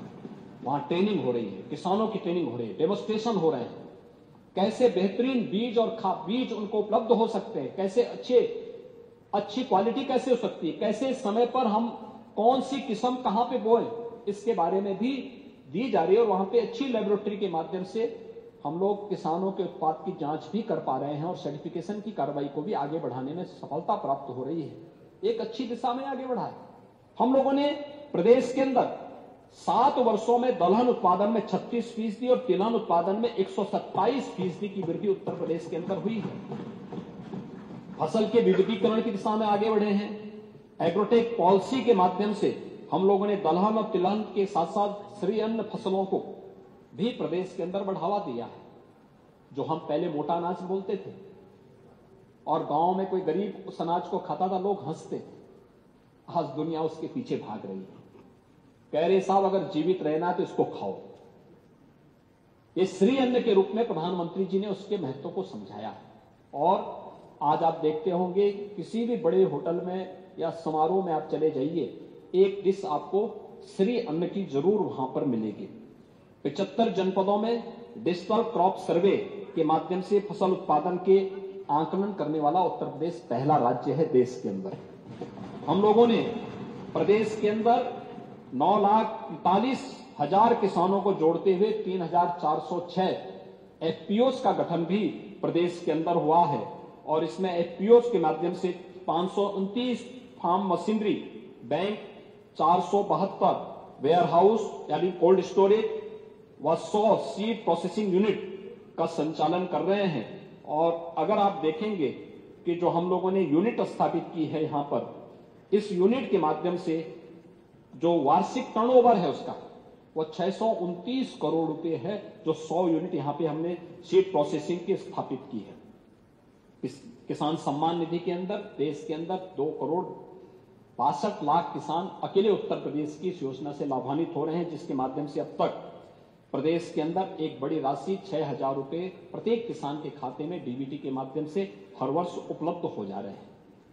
मध्य प्रदेश के अंदर स्वास्थ्य के क्षेत्र में अगर आप देखेंगे बेहतरीन लाभ मिला है। और पंडित जी, आप तो जिस जनपद से आते हैं आप उसको देखते होंगे, आपने स्पीकर के रूप में भी आप भी जाते थे, गोरखपुर के बीआरडी मेडिकल कॉलेज में भी आप देखते थे, सिद्धार्थनगर के जिला चिकित्सालय में भी देखते थे। और आज तो आपके जिले में माधव बाबू के नाम पर, माधव प्रसाद त्रिपाठी जी के नाम पर मेडिकल कॉलेज का निर्माण हो चुका है। माधव बाबू भी आप लोगों के साथ इमरजेंसी में जेल में थे और उन्होंने उस जिले को एक नाम आगे बढ़ाया था। उनकी स्मृति में मेडिकल कॉलेज का निर्माण हम लोगों ने सिद्धार्थनगर में भी किया है। कोई सोचता था सिद्धार्थनगर में मेडिकल कॉलेज की स्थापना होगी? कभी नहीं। कोई सोचता था कि बस्ती में मेडिकल कॉलेज का निर्माण होगा? कोई सोचता था कि महाराजगंज, कल ही महाराजगंज के पीपीपी मोड पर बने हुए मेडिकल कॉलेज को एडमिशन के लिए मान्यता प्राप्त हुई है? कोई सोचता था कुशीनगर में मेडिकल कॉलेज का निर्माण होगा? कोई सोचता था कभी देवरिया में मेडिकल कॉलेज का निर्माण होगा? कोई सोचता था कि अयोध्या में मेडिकल कॉलेज का निर्माण होगा? गोंडा, बहराइच, बलरामपुर, यहां कोई मेडिकल कॉलेज का निर्माण हो? कोई सोचता था सुल्तानपुर, प्रतापगढ़, मिर्जापुर, सोनभद्र, गाजीपुर, चंदौली, यानी ये पूर्वी उत्तर प्रदेश के वे जनपद हैं जिन जनपदों को माना जाता था कि साहब यहां पर व्यक्ति की मौत की कीमत नहीं थी, बीमारियां हर वर्ष उनको निगलती थी। अगर आप उत्तर क्षेत्र को देखेंगे, ये पीछे कुछ लोग थोड़ा ज्यादा वहां पे कमेंट्री कर रहे हैं, पीछे थोड़ा उनको ठीक कर देते। जरा पीछे की तरफ जो लॉबी है उसमें यहाँ अंदर मान्य सदस्य गण यहाँ सुन रहे हैं, उनके बाहर की शोरगुल और कमेंट्री से यहाँ के उसमें मुझे बोले जरा शांत रखें।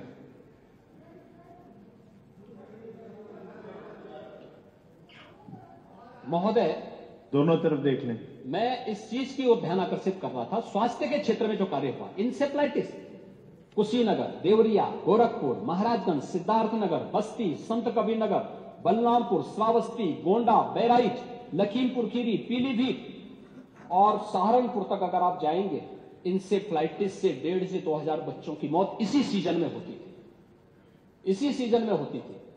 और ये मरने वाले बच्चे कौन थे? या तो दलित थे या अल्पसंख्यक समुदाय के थे।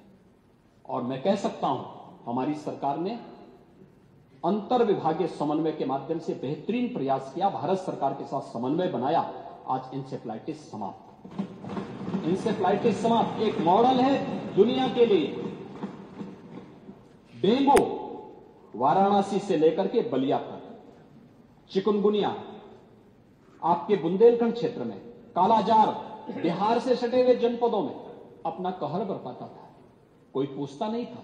लेकिन आज इस बीमारी को हम लोगों ने वहां पे नियंत्रण करने के सामने आगे बढ़े। हम लोगों ने प्राथमिक स्वास्थ्य केंद्रों को, सामुदायिक स्वास्थ्य केंद्रों को उसकी स्ट्रेंथनिंग की है, वहां पे इंफ्रास्ट्रक्चर उसका बढ़ाया है, उसमें बेहतरीन प्रयास हुए हैं। लेकिन उसमें और अच्छे प्रयास किए जाने की आवश्यकता है। हर अच्छे कार्य में और अच्छा किया जा सकता है। लेकिन जहां पहले नहीं होता था, हम तो परिणाम दे रहे हैं, रिजल्ट दे रहे हैं।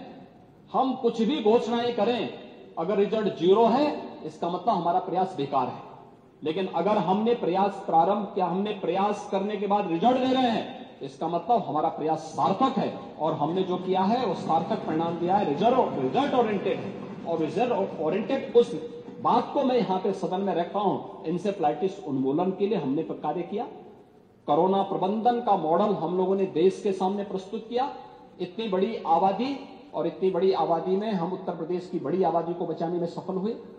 प्रदेश के अंदर इस फील्ड में 1 डिस्ट्रिक्ट 1 मेडिकल कॉलेज की तरह हम बढ़ सके। सच्चाई क्या थी?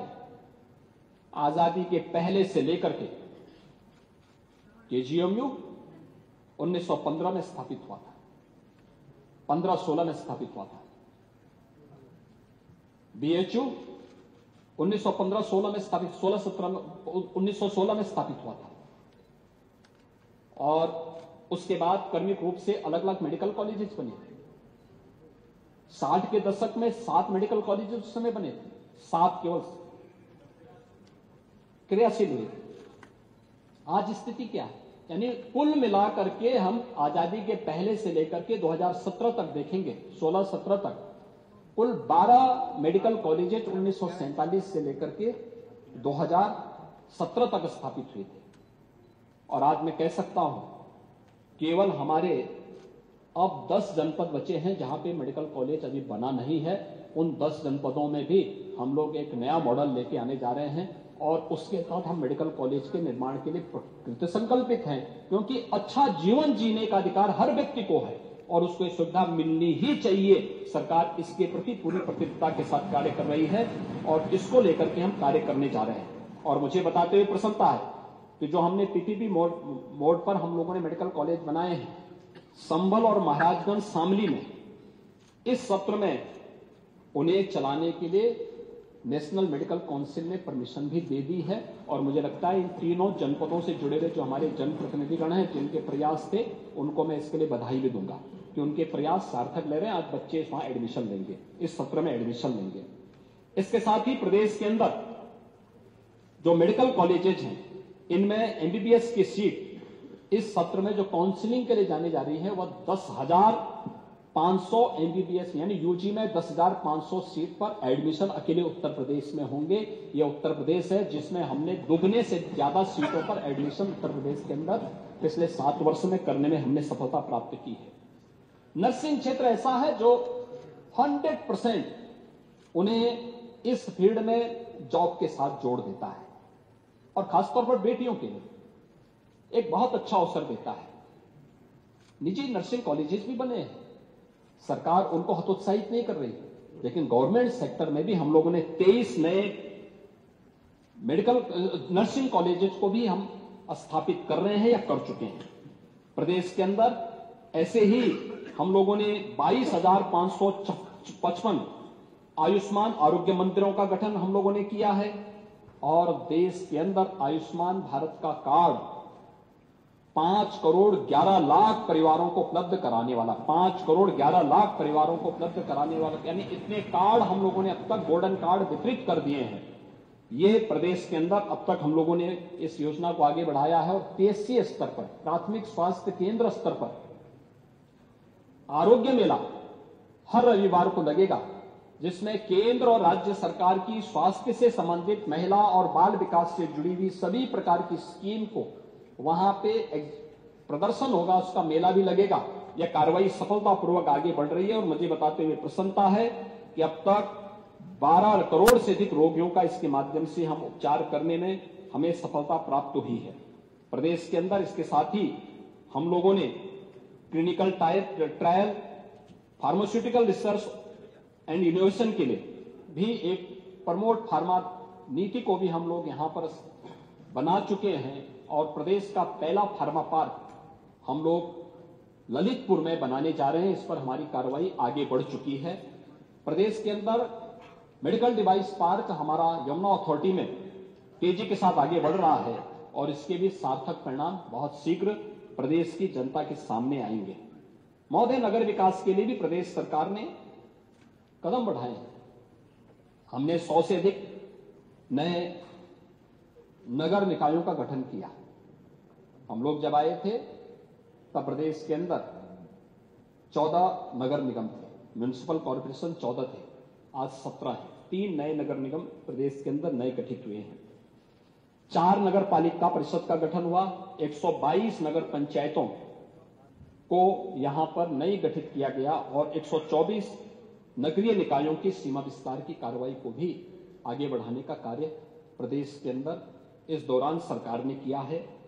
प्रदेश ने इस दिशा में देश का एक पहला राज्य है जिसने 18 सिटी को सेफ सिटी के रूप में स्थापित किया है। इसमें सरकार का पैसा भी लगा है लेकिन जन सहभागिता भी ज्यादा है और इसके माध्यम से हमें इसके माध्यम से सफलता प्राप्त हुई है। हम लोगों ने नगरीय क्षेत्र में भी मांग होती है कि हमारे यहाँ सिवर लाइन नहीं है या पेयजल की व्यवस्था नहीं है। इस बजट में 600 करोड़ रुपए इसके लिए भी नगरीय क्षेत्रों में जो माननीय जनप्रतिनिधि हैं उनकी डिमांड के अनुसार हम ये व्यवस्था दे सकेंगे। इसके अलावा एस्पिरेशनल नगर निकाय, ऐसे 100 नगर निकाय को हम लोगों ने चिन्हित किया है जहां पर बुनियादी सुविधाएं उपलब्ध, क्योंकि गांव से सीधे ग्राम पंचायत से नगर निकाय बना है तो नगरीय व्यवस्था उसको उपलब्ध हो सके, इसके लिए अतिरिक्त फंड और अतिरिक्त उसको प्रोत्साहन दिया जा सके, इसके लिए यह कार्रवाई को भी यहां पर प्रदेश सरकार ने तेजी के साथ आगे बढ़ाने का काम किया है। महोदय, इसके साथ ही प्रदेश ने डिजिटल लेन देन की कार्रवाई को सफलतापूर्वक आगे बढ़ाने का काम किया है। जो मैंने पहले भी कहा कि आज उत्तर प्रदेश डिजिटल लेन देन में देश में नंबर 1 पर है और इसमें हम लोगों ने इस कार्रवाई को तेजी के साथ आगे बढ़ाने का काम किया है। प्रदेश के अंदर जनधन अकाउंट के 9 करोड़ खाते खोले गए हैं जिनमें आधे यानी 50% खाते महिलाओं के हैं। ये सफलतापूर्वक संचालित हो रहे हैं।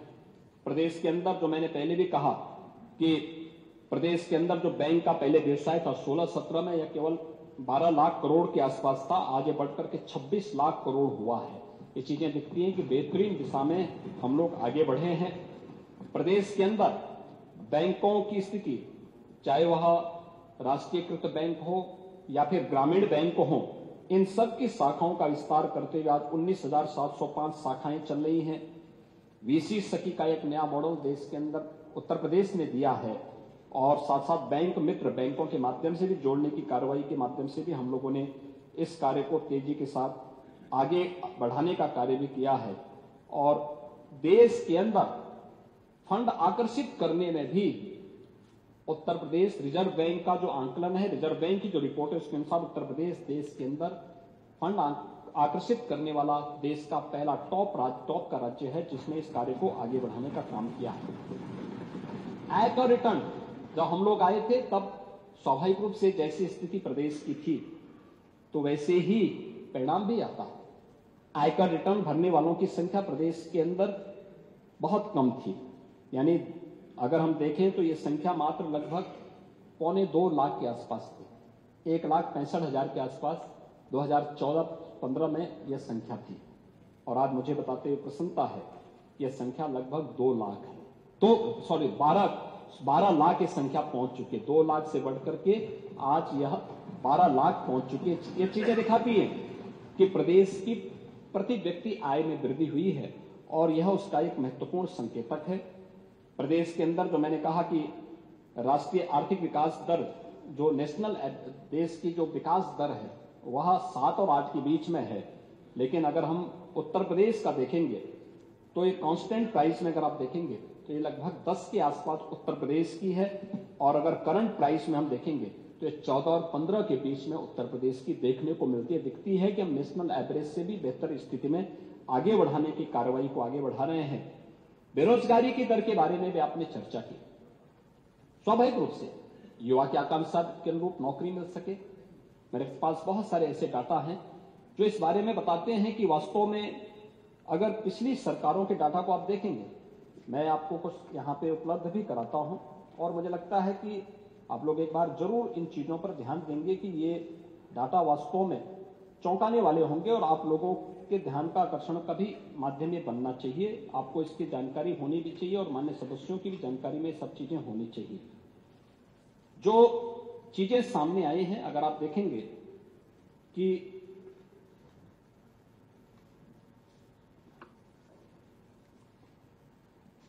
यहां कुछ चर्चाएं बार बार होती हैं।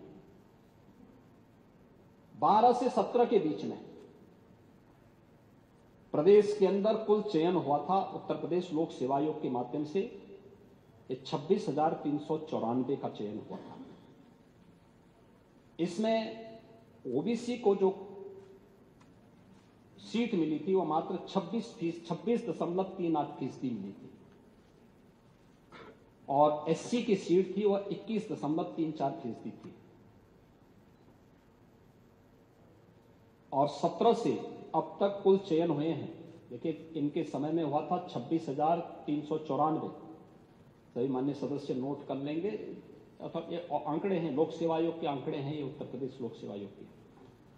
और ओबीसी को कुल सीट मिली थी इसमें 26.38%। ओबीसी को कुल सीट मिली थी 6,964। और 17 से अब तक जो कुल भर्तियां हुई हैं, ये लोक सेवा आयोग के बता रहा हूं अभी एक का, वह है 46,675, जिसमें ओबीसी को मिली है कुल सीट 38.41%, यानी 26.38 की बजाय उन्हें सीट मिली है 38.41%। और ईडब्ल्यूएस के लोग जो छात्र थे उनको मिला है 3.74%, और हमने कुल यहां पे भर्ती की है वह की है 46,675।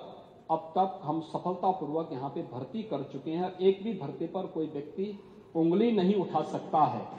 यह उत्तर प्रदेश की भर्ती की प्रक्रिया है। 6 लाख भर्तियां उत्तर प्रदेश के अंदर हुई हैं। 6.5 लाख से अधिक भर्तियों में अब तक पूरी पारदर्शिता के साथ, कोई भाई भतीजावाद नहीं, कोई भेदभाव नहीं, सभी नियमों का यहां पे पालन करते हुए इन भर्तियों की प्रक्रिया को आगे बढ़ाने का काम किया गया। और अगर मैं आपके सामने रखता हूं कि जो विवादित भर्तियां रही हैं 2012 से लेकर के 17 के बीच में, अवर अभियंता भर्ती, प्रवक्ता भर्ती, प्राविधिक सहायक भर्ती, राजकीय महाविद्यालयों में शिक्षकों की भर्ती, चिकित्सा अधिकारियों के बैकलॉग की भर्ती, यानी ये सभी भर्तियां रही हैं जो सभी विवादित रही हैं।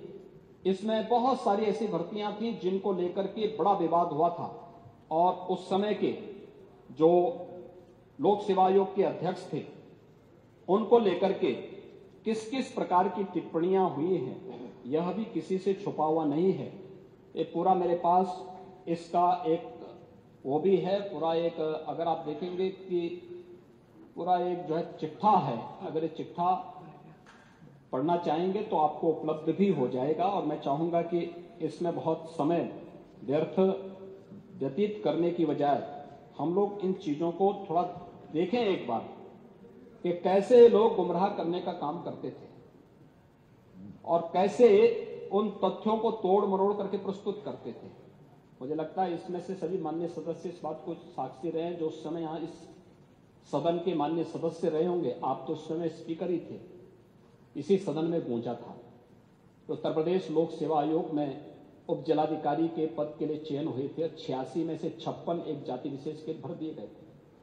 जो high school 3rd division, intermediate 3rd division, BA 3rd division, वह एसडीएम की भर्ती में टॉप कर रहा है। क्या ये संभव है? क्या ये तो सीबीआई इसकी जांच कर रही है। सीबीआई की पूरी रिपोर्ट आ जाएगी, पता लग जाएगा, और जांच हो रही है, ये जांच हो रही है। मैं क्या कर रहा हूं, लेकिन ये तथ्यों को आप विस्मृत नहीं कर सकते। हाँ, परिचय कह रहे हैं ना, उसी पे तो हमारे ये चीजें इस रूप में उस समय होती थी। और युवा उस समय किस तरीके से उत्तर प्रदेश लोक सेवा आयोग रहा हो या अधीनस्थ सेवा चयन आयोग रहा हो या उत्तर प्रदेश भर्ती बोर्ड का रहा हो, आज मैं कह सकता हूं ये हमारे राष्ट्रीय लोकदल के सहयोगी यहां पर हैं, बागपत के हमारे विधायकगण होंगे। उत्तर प्रदेश में इससे पहले जितनी भी भर्तियां हुई थी, और खासतौर पर 12 से 17 के बीच में, एक भी भर्ती में पश्चिमी उत्तर प्रदेश के या अन्य क्षेत्रों से जुड़े हुए नौजवानों को मौका ही नहीं मिलता था। आज आप जाइए, बागपत हो या मुजफ्फरनगर, यहां के नौजवानों एक एक गांव में 25-25, 30-30 बच्चे एक एक गांव में भर्ती हुए हैं। और फिर हम इस बारे में कह सकते हैं कि हमारी सरकार है, जिस सरकार ने पारदर्शी भर्ती की प्रक्रिया को पूरा करने के लिए कल ही इस सदन ने, माननीय सदन ने पेपर लीक के मामलों को लेकर के एक सख्त कानून बनाया है, जिसमें आजीवन कारावास की सजा तक का प्रावधान किया गया है। 1 करोड़ रुपए की पेनल्टी के साथ ही उसकी पूरी प्रॉपर्टी को जब्त करने और संस्था को हमेशा के लिए ब्लैकलिस्ट करने का प्रावधान भी किया है। और इस दिशा में सरकार के कदम ये बताते हैं कि सरकार युवाओं के जीवन के साथ किसी को खिलवाड़ नहीं करने देगी, यह सरकार का संकल्प है। और बहुत शीघ्र इसी महीने 23, 24, 25 और फिर 30 और 31 को 60,000 से अधिक पुलिस कांस्टेबल की भर्ती की रिटर्न परीक्षा हम लोग कराने जा रहे हैं। 10 फेज में, 10 चरणों में होने जा रही है। और आप देखेंगे पारदर्शी तरीके के साथ उत्तर प्रदेश के नौजवानों को एक मुश्त भर्ती होने का अवसर प्राप्त होगा। ऐसे ही अन्य आयोगों में भी, वह किसी भी उसमें हो, शिक्षा आयोग के माध्यम से, अधीनस्थ सेवा चयन आयोग के माध्यम से इस प्रक्रिया को तेजी के साथ आगे बढ़ाया है। और मिशन रोजगार के अंतर्गत मैं तो स्वयं सभी माननीय जनप्रतिनिधियों से कहता हूं, जिले के अंदर उन नौजवानों के साथ बैठे, मैं लखनऊ में या किसी भी जिले से उसके साथ जुड़ जाऊंगा और एक साथ नियुक्ति पत्र हम लोग वितरित करते हैं उन नौजवानों को जो अपने हाथों से अपना नियुक्ति पत्र लेता है। और वह उत्तर प्रदेश के अंदर हम कर रहे हैं, इसलिए कर रहे हैं क्योंकि हमने कोई भेदभाव नहीं किया है, क्योंकि उत्तर प्रदेश का हर नौजवान हमारा नौजवान है। हम उसकी ऊर्जा और उसकी प्रतिभा का लाभ उत्तर प्रदेश के अंदर लेना चाहते हैं और सरकार इसके लिए पूरी प्रतिबद्धता के साथ कार्य कर रही है। महोदय, इस कार्यक्रम को आगे बढ़ाने के साथ ही प्रदेश ने इस दिशा में जो अन्य तमाम प्रयास किए हैं, प्रदेश के अंदर ईज ऑफ लिविंग को लेकर के हम लोगों ने प्रदेश के अंदर जो कार्य प्रारंभ किए हैं, पिछले 7 वर्ष के अंदर जो कदम बढ़ाए गए हैं, आज इसका परिणाम है कि 6 करोड़ की जनता प्रदेश के अंदर बहुआयामी गरीबी से उभर करके एक खुशहाल जीवन की तरफ अग्रसर हुई है। इसके लिए हम लोगों को 56 लाख परिवारों को एक एक आवास उपलब्ध करवानी पड़ेगी। और मुझे प्रसन्नता है, वो किसी भी कोई मकान मिले होंगे, लेकिन प्रदेश के नागरिक को मिले हैं। हम प्रधानमंत्री जी के आभारी हैं कि प्रधानमंत्री आवास योजना में उन्होंने एक सूची तब बनी थी जब समाजवादी पार्टी और बहुजन समाजवादी पार्टी की सरकार प्रदेश में थी और केंद्र में कांग्रेस की सरकार थी। लेकिन उसी सूची का पालन करते हुए हम लोगों ने सिचुएशन की तरफ हम लोग आगे बढ़े और 56 लाख इन परिवारों को अब तक एक एक आवास उपलब्ध कराने में हमने मदद की है। प्रदेश के अंदर वृद्धावस्था पेंशन, निराश्रित महिला पेंशन और दिव्यांगजन पेंशन में लगभग 1 करोड़ परिवारों को 1,000 रुपए महीने हम पेंशन की तो सुविधा उपलब्ध करवा रहे हैं और डीबीटी के माध्यम से पैसा जाता है। प्रदेश के अंदर 1 करोड़ 75 लाख परिवारों को उज्ज्वला योजना के कनेक्शन दिए गए। किसी का चेहरा देख करके नहीं दिया गया। योजना सबको, सहयोग सबको, सबका साथ और सबके विकास की भावना के साथ एक कार्य किया गया। 2 करोड़ 62 लाख से अधिक परिवारों को एक एक शौचालय उपलब्ध करवाए गए। प्रधानमंत्री स्वामित्व योजना के अंतर्गत 90,866 गांवों में हम लोगों ने ड्रोन सर्वे करके घरौनी वितरण की कार्रवाई को आगे बढ़ाया है, जिसमें अब तक 75,78,000 से अधिक घरौनी तैयार है, जिसमें से 66,69,000 परिवारों को घरौनी वितरित कर चुके हैं। गांव में जिस व्यक्ति का, जिस गरीब का जहां घर है वहीं पर उसका मालिकाना अधिकार उसको प्राप्त होगा। इस योजना के अंतर्गत इसको दिया जा चुका है और हमारा प्रयास है कि दिसंबर तक हर परिवार को हम इससे आच्छादित करने का कार्य करेंगे। और जो महत्वपूर्ण योजना आज जो मैं यहां पे बोल रहा हूं वह है फैमिली आईडी। ये फैमिली आईडी 100% सिक्योरेशन के लक्ष्य को प्राप्त करने की दिशा में हम लोग इस दिशा में एक कार्यक्रम करने जा रहे हैं, जिसमें एक परिवार एक पहचान योजना के अंतर्गत इस कार्यक्रम को हम आगे बढ़ाने जा रहे हैं। कि बहुत सारे गांव ऐसे हैं जिन गांवों में आज भी गरीब योजनाओं से वंचित रहता है।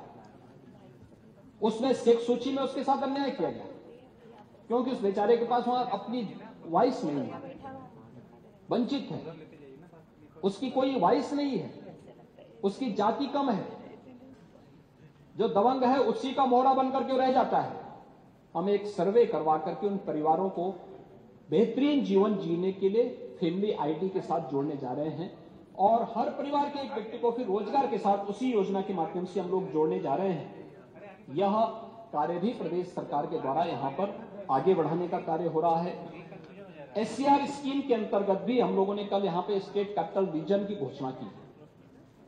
लखनऊ और उसके आसपास के क्षेत्रों के अंदर एक संतुलित, समावेशी और स्थायी शहरी नियोजन के लिए हम लोगों ने लखनऊ के साथ साथ उन्नाव, रायबरेली, बाराबंकी, सीतापुर और हरदोई को लेकर के स्टेट कैपिटल रीजन के कार्यक्रम को आगे बढ़ाया है।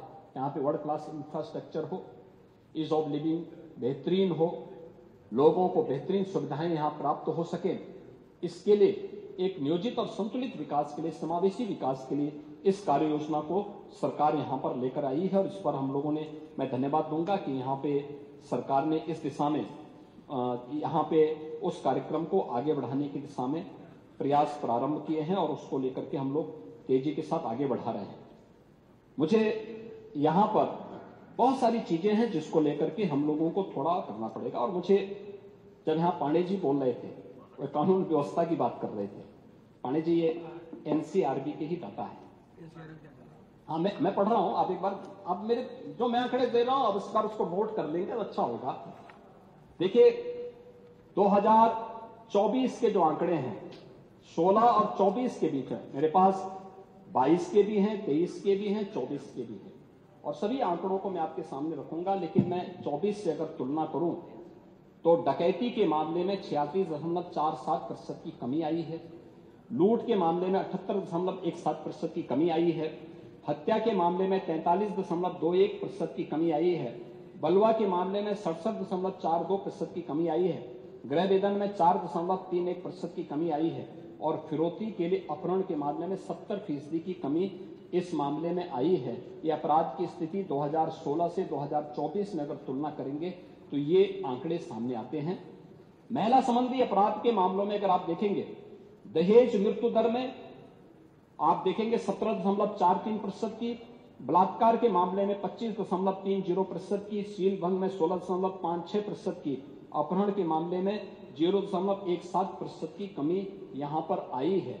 इसके साथ ही प्रदेश के अंदर अगर हम महिलाओं के विरुद्ध घटित अपराधों के मामले में इसको आगे बढ़ाएंगे, नेशनल उसमें अगर हम देखेंगे तो महिलाओं के बारे में अगर आप देखेंगे तो नेशनल उसमें उत्तर प्रदेश का जो स्थान है वह महिलाओं के प्रतिकूल अपराध में 2017, 18, 19, 20, 21, 22 में उत्तर प्रदेश के सापेक्ष जहां अन्य राज्यों में क्राइम ज्यादा हुए हैं, उन राज्यों में तेलंगाना, उड़ीसा, राजस्थान, पश्चिमी बंगाल, महाराष्ट्र, ये सभी उत्तर प्रदेश से आगे रहे हैं जहां पर इस प्रकार के अपराध काफी ज्यादा बढ़े थे। उस समय के आंकड़ों के अनुसार में यहाँ पे ये आंकड़े यहाँ पर हैं। ऐसे ही बलात्कार के मामले में अगर आप देखेंगे तो प्रदेश के अंदर आप देखेंगे इस दौरान अगर आप उधर उस ओर देखेंगे तो इस दौरान छत्तीसगढ़, केरल, राजस्थान, झारखंड में उत्तर प्रदेश से ज्यादा अपराध घटित हुए थे और उन अपराधों की उसको देखेंगे। उत्तर प्रदेश का इसमें 24वां स्थान है। 24वां का मतलब 23 राज्य ऐसे हैं जिनमें उत्तर प्रदेश से ज्यादा ये अपराध घटित हुए थे और घटित हो रहे हैं। ये प्रदेश के अंदर की स्थिति है। ऐसे ही सील भंग के मामले में उत्तर प्रदेश का 17वां स्थान है। इसका मतलब 16 राज्य ऐसे हैं जहां पर उत्तर प्रदेश से ज्यादा अपराध इस मामले में घटित हुए हैं। इसी प्रकार से दहेज मृत्यु से जुड़े हुए मामलों में भी उत्तर प्रदेश का जो देश के अंदर स्थान है, वह मैंने आपके सामने पहले ही इसके बारे में इन बातों को आपके सामने रखा है।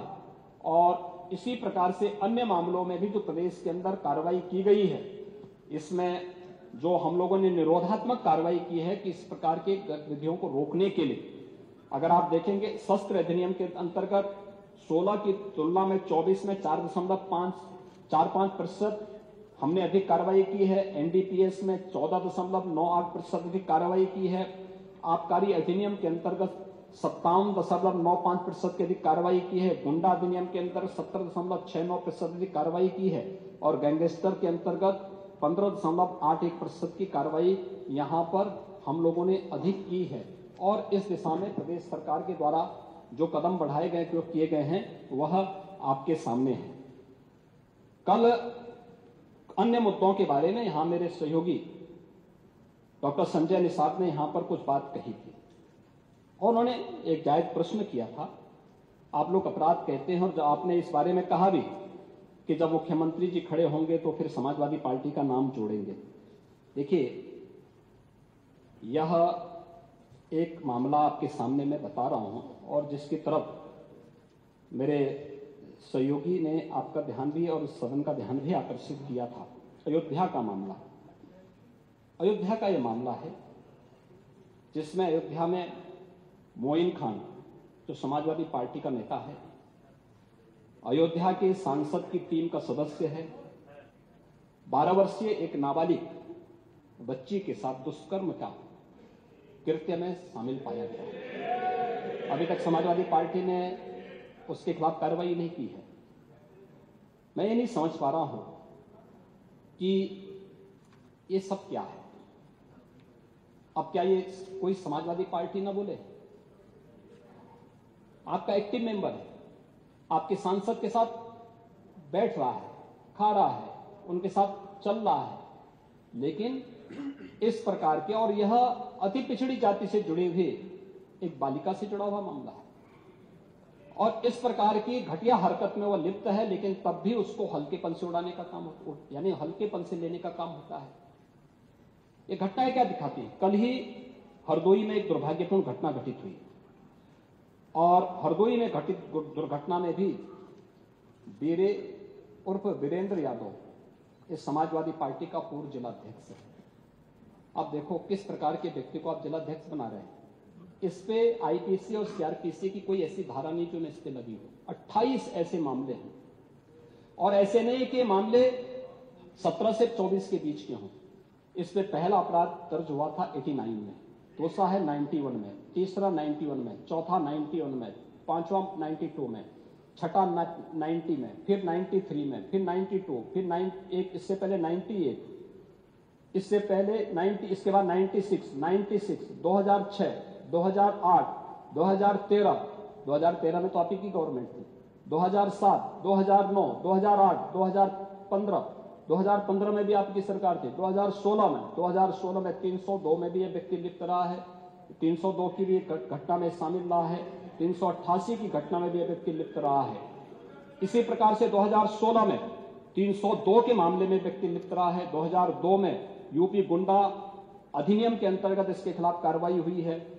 ऐसे ही इसके खिलाफ फिर 2002 में भी इसके खिलाफ गुंडा एक्ट के अंतर्गत कार्रवाई हुई है। 2017 में यूपी गुंडा एक्ट के अंतर्गत इसके खिलाफ कार्रवाई हुई है और फिर 2017 में भी इसके खिलाफ कार्रवाई हुई है।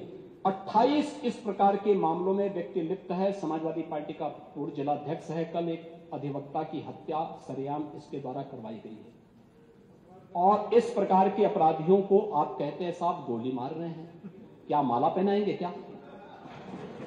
मुझे आश्चर्य होता है।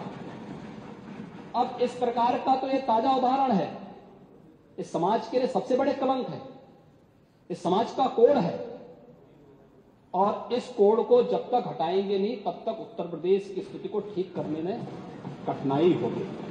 और इसीलिए मैं आपसे कह रहा था, आप तो लोकतंत्र सेनानी हैं, मैं आपकी उम्र का सम्मान करता हूं, आपकी सहजता सरलता का भी सम्मान करता हूं और हमेशा आपको सम्मान भी देता रहा हूं। इसलिए भी क्योंकि इस माननीय सदन के देश के सबसे बड़ी विधानसभा के स्पीकर के रूप में एक शानदार काम आपने किया। एक जनप्रतिनिधि के रूप में एक लंबे समय में संघर्षशील जीवन, एक सामान्य परिवार से उभर करके आप आगे बढ़े और इसलिए कभी कभी सही बात बोलने की हिम्मत भी कर पाते हैं। लेकिन आपने लोकतंत्र सेनानी कहा अपने आप को, मुझे बहुत अच्छा लगा। लेकिन जिस लोकतंत्र का गला घोंटने का काम कांग्रेस ने किया था, आज उसी के साथ आप मिलकर के क्या काम कर रहे हैं और क्या करते रहे, क्या करते रहे। आप लोग तो हमारे बजट पर, हमारी सप्लीमेंट्री डिमांड पर आपने उंगली उठाई। मैं पूछना चाहता हूं, मुझे आप लोगों की बातों पर पंचतंत्र की कथा याद आती है, आपने सुनी होगी। 4 ठग थे, एक किसान एक बकरी लेकर के जा रहा था, तो चारों ठगों ने कहा कि इस किसान से बकरी कैसे ली जाए। तो हो सकता है कि उनको थोड़ा लोक लाज रही हो, तो उन्होंने कहा चलो छीन तो नहीं साहब पाएंगे, तो एक काम करते हैं, चारों अलग अलग जगह खड़े हो जाते हैं और अलग जगह खड़े होकर के हम लोग ये बोले कि भाई ये कुत्ते का बच्चा कहां लेके जा रहा है। तो एक वो किसान बेचारा अपनी बकरी के बच्चे को कंधे में रख करके लेके जा रहा है, तो पहले ठग के पास से गुजरता तो बोलता, अरे काका ये सब क्या ले जा रहा है, ये कुत्ते के बच्चे को अपने कंधे में लेके क्या जा रहा है। किसान बोलता, अरे धूर्त कहीं के, ये कुत्ते का बच्चा नहीं बकरी का बच्चा है। वो हंसते हुए चुप हो जाता है। आगे अगले चौराहे पे जाता दूसरा ठग, अरे काका ये तो कुत्ते का बच्चा आप कहां लेके जा रहे हैं। तो बोलता है, उसको भी डांटता, अरे पागल हो गए क्या, अरे कुत्ते का बच्चा नहीं बकरी का बच्चा है। अगले आगे बढ़ता है, फिर तीसरा ठग मिल जाता है, वह भी फिर यही बात उसको बोलता है। चौथे ठग ने भी कहा तो किसान को विश्वास हो गया, उसको लगा कि भोला भाला किसान, अन्नदाता किसान, मेहनती किसान, उसको विश्वास हो गया यार एक व्यक्ति झूठ बोलेगा, लगता है कि मेरी दृष्टि दोष ही मुझे हो गया है, लगता है ये कुत्ते का बच्चा ही, उसने फेंक दिया उसको। चारों ठगों का काम पूरा हो गया और चुनाव में खटाखट 1 लाख का बॉन्ड, 1 लाख का बॉन्ड कहां गया, अब कहां गया 1 लाख का बॉन्ड, 1 लाख का बॉन्ड। और मैं इसीलिए कह रहा हूं, शिवपाल जी भाग गए यहां से, लेकिन मैं कह सकता हूं खटाखट नहीं, 27 में सपा चट के लिए तैयारी रखी, 27 में सपा चट। 1 लाख बॉन्ड के लिए हम लोग भी मांगेंगे हिसाब। 1 लाख का बॉन्ड कहां गया। और मैं तो आप सबसे कहूंगा, एक बार जाइए जनता जनार्दन के सामने, पूछिए उनको कि भाई 1 लाख का हिसाब मांगे इन लोगों से, पैसा गया था, कौन खा गया, खाने वाले लोग कौन है 1 लाख का। दूसरा संविधान का गला घोंटने वाले लोग कौन थे। और कहते हैं कि मोदी जी तीसरी बार आएंगे तो संविधान समाप्त कर देंगे। मोदी जी तो 10 वर्षों से हैं। बाबा साहब भीमराव अंबेडकर जी का जितना सम्मान मोदी जी ने किया, पंच तीर्थों का निर्माण किया, बाबा साहब भीमराव अंबेडकर के जन्म स्थल मऊ मध्य प्रदेश में भव्य स्मारक का निर्माण किया। बाबा साहब भीमराव अंबेडकर से जुड़े हुए, जहां उन्होंने अपने उच्च शिक्षा अर्जित की थी, इंग्लैंड की, उस मकान को खरीद करके अनुसूचित जाति के बच्चों के लिए हायर एजुकेशन के लिए स्कॉलरशिप की व्यवस्था की और उसके लिए इंडिया हाउस के रूप में उसे स्थापित करके इसको बाबा साहब भीमराव अंबेडकर का एक स्मारक इंग्लैंड में भी बनवाया और स्कॉलरशिप की व्यवस्था की। ये मोदी जी के कारण हुआ है। बाबा साहब भीमराव अंबेडकर ने अपना सार्वजनिक जीवन दिल्ली के अंदर जिस मकान में रह के किया था, उससे बाबा साहब भीमराव अंबेडकर का स्मारक बनाने का काम मोदी जी ने किया। बाबा साहब भीमराव अंबेडकर ने सामाजिक व्यवस्था के खिलाफ बौद्ध धर्म यानी दीक्षा जहां नागपुर में जिस स्थल पर ली थी उसे भव्य स्मारक बनाने का काम मोदी जी ने किया। बाबा साहब भीमराव अंबेडकर की चैत्य भूमि मुंबई को भव्य स्मारक के रूप में स्थापित करने का काम मोदी जी ने और भारतीय जनता पार्टी की महाराष्ट्र की सरकार ने किया। मोदी जी को आप यहां पे मोदी जी के बारे में गलत सूचनाएं देते रहे और बाबा साहब भीमराव अंबेडकर को हराने वाली कांग्रेस आज जनता को गुमराह करने में सफल हो गई है। वही पंचतंत्र की कथा मुझे याद आ गई। आरक्षण समाप्त कर देंगे। आरक्षण मैंने तो आपके सामने एक झलक प्रस्तुत की। आपके समय ओबीसी के जितने छात्रों की, समाजवादी पार्टी के समय जितने भी नियुक्तियां हुई हैं 27% भी उसमें आरक्षण नहीं मिला है। 27% भी किसी भी नौकरी को आप उठा करके देख लीजिए, मैं दावे के साथ कहता हूं 27% भी ओबीसी के छात्रों को नौकरी नहीं मिली। पिक एंड चूज होता था। क्या ये सच नहीं? आज जिस तहसीलों की आप बात कर रहे हैं यहां पर भतीजा और चाचा की एंड कंपनी वसूली के निकली थी और लेखपालों की तैनाती उस आधार पर हुई थी। आज तो नहीं है। आज तो हमने 5,500 लेखपालों की तैनाती दी है। एक भी जगह कोई उंगली नहीं उठा सकता, कोई नहीं उठा सकता। जब ये नौजवान जाएंगे एक ट्रांसपेरेंसी आएगी। आप अंदर बोल देना, पढ़िए आप, उसके बाद बोले। हाँ अब बोलेगा, मैं आपकी बात को सुनूंगा। लेकिन मैं केवल बोलना चाहता हूं कि आप लोग ये पंचतंत्र की कथा को क्यों दोहराने का काम कर रहे हैं? कभी फिर से पूरी नहीं होने वाली है। याद रखना, हमारी सरकार में मैंने लोक सेवा आयोग के आंकड़े आपको दिए हैं और मैं फिर दावा ठोक करके बोलता हूं 27% नहीं, हमारी सरकार में जो तैनाती हुई, नियुक्तियां हुई हैं, किसी भी पद पर हुई हैं, SC, ST, OBC कि अगर आप नियुक्तियों की बात करते हैं, मैं कहता हूं ये 50% नहीं, ये 60% से अधिक नियुक्तियां प्रदेश के अंदर हुई। ये 60% से अधिक नियुक्तियां हर एक स्तर पर हमने की हैं और ये सुनिश्चित किया है एक प्रदेश के किसी नौजवान के साथ धोखा नहीं होना चाहिए। धोखा कोई करेगा उसकी नौकरी को उसी दिन हम लोग लेने का काम करते हैं। जेल के अंदर पूरी निर्ममता के साथ उसको ठूंसने में भी कोई कोताही नहीं बरतते। आपको बुलडोजर से डर लगता है, लेकिन ये निर्दोष के लिए नहीं है, उन्हीं अपराधियों के लिए है जो प्रदेश के नौजवानों के भविष्य के साथ खिलवाड़ करते हैं, जो प्रदेश के व्यापारी और बेटी की सुरक्षा में सेल लगाने का काम करते हैं, जो प्रदेश के अंदर अराजकता पैदा करके सामान्य लोगों का जीना हराम करते हैं। मेरा दायित्व तो बनता, मैं यहां नौकरी करने नहीं आया हूं, कतई नहीं। मैं यहां पे इस बात के लिए आया हूं कि अगर वो करेगा तो भुगतेगा भी, और इसीलिए मैं यहां पे आया हूं कि हम लोग उससे लड़ेंगे। ये लड़ाई हमारी सामान्य लड़ाई नहीं है, ये प्रतिष्ठा की लड़ाई भी नहीं है। मुझे प्रतिष्ठा प्राप्त करनी होती तो मुझसे से ज्यादा प्रतिष्ठा अपने मठ में मिल जाती है, कोई आवश्यकता नहीं मेरे लिए। लेकिन इस प्रकार के गुमराह भरे तथ्यों को लेकर क्या पाते हैं आप लोग? बोलते हैं इस प्रकार के अनावश्यक बातों की तरह आप ध्यान कर, आप इस प्रकार की चर्चाएं करते हैं। लेकिन मैं कहना चाहूंगा और अंत में मैं केवल एक ही बात कहना चाहूंगा, एक काट की हंडिया बार बार नहीं चढ़ने वाली है, तो उसका समय पूरा हो गया, पूरा हो गया है, अब नहीं चलने वाला है। और इसीलिए हम लोग तो इस बात के पक्षधर हैं और वह ये, मैं फिर भी आपसे आप लोगों से कहूंगा, आपसे नहीं, आप तो बड़े बुजुर्ग हैं, वयोवृद्ध हैं, पूरे मैं दोनों पक्षों से कहूंगा कि पांडे जी जैसे लोगों को सम्मान मिलना ही चाहिए, क्योंकि वो पीढ़ी लगभग अपने ढलान की तरफ है और मुझे लगता है उन्हें हर प्रकार का सम्मान मिलना चाहिए।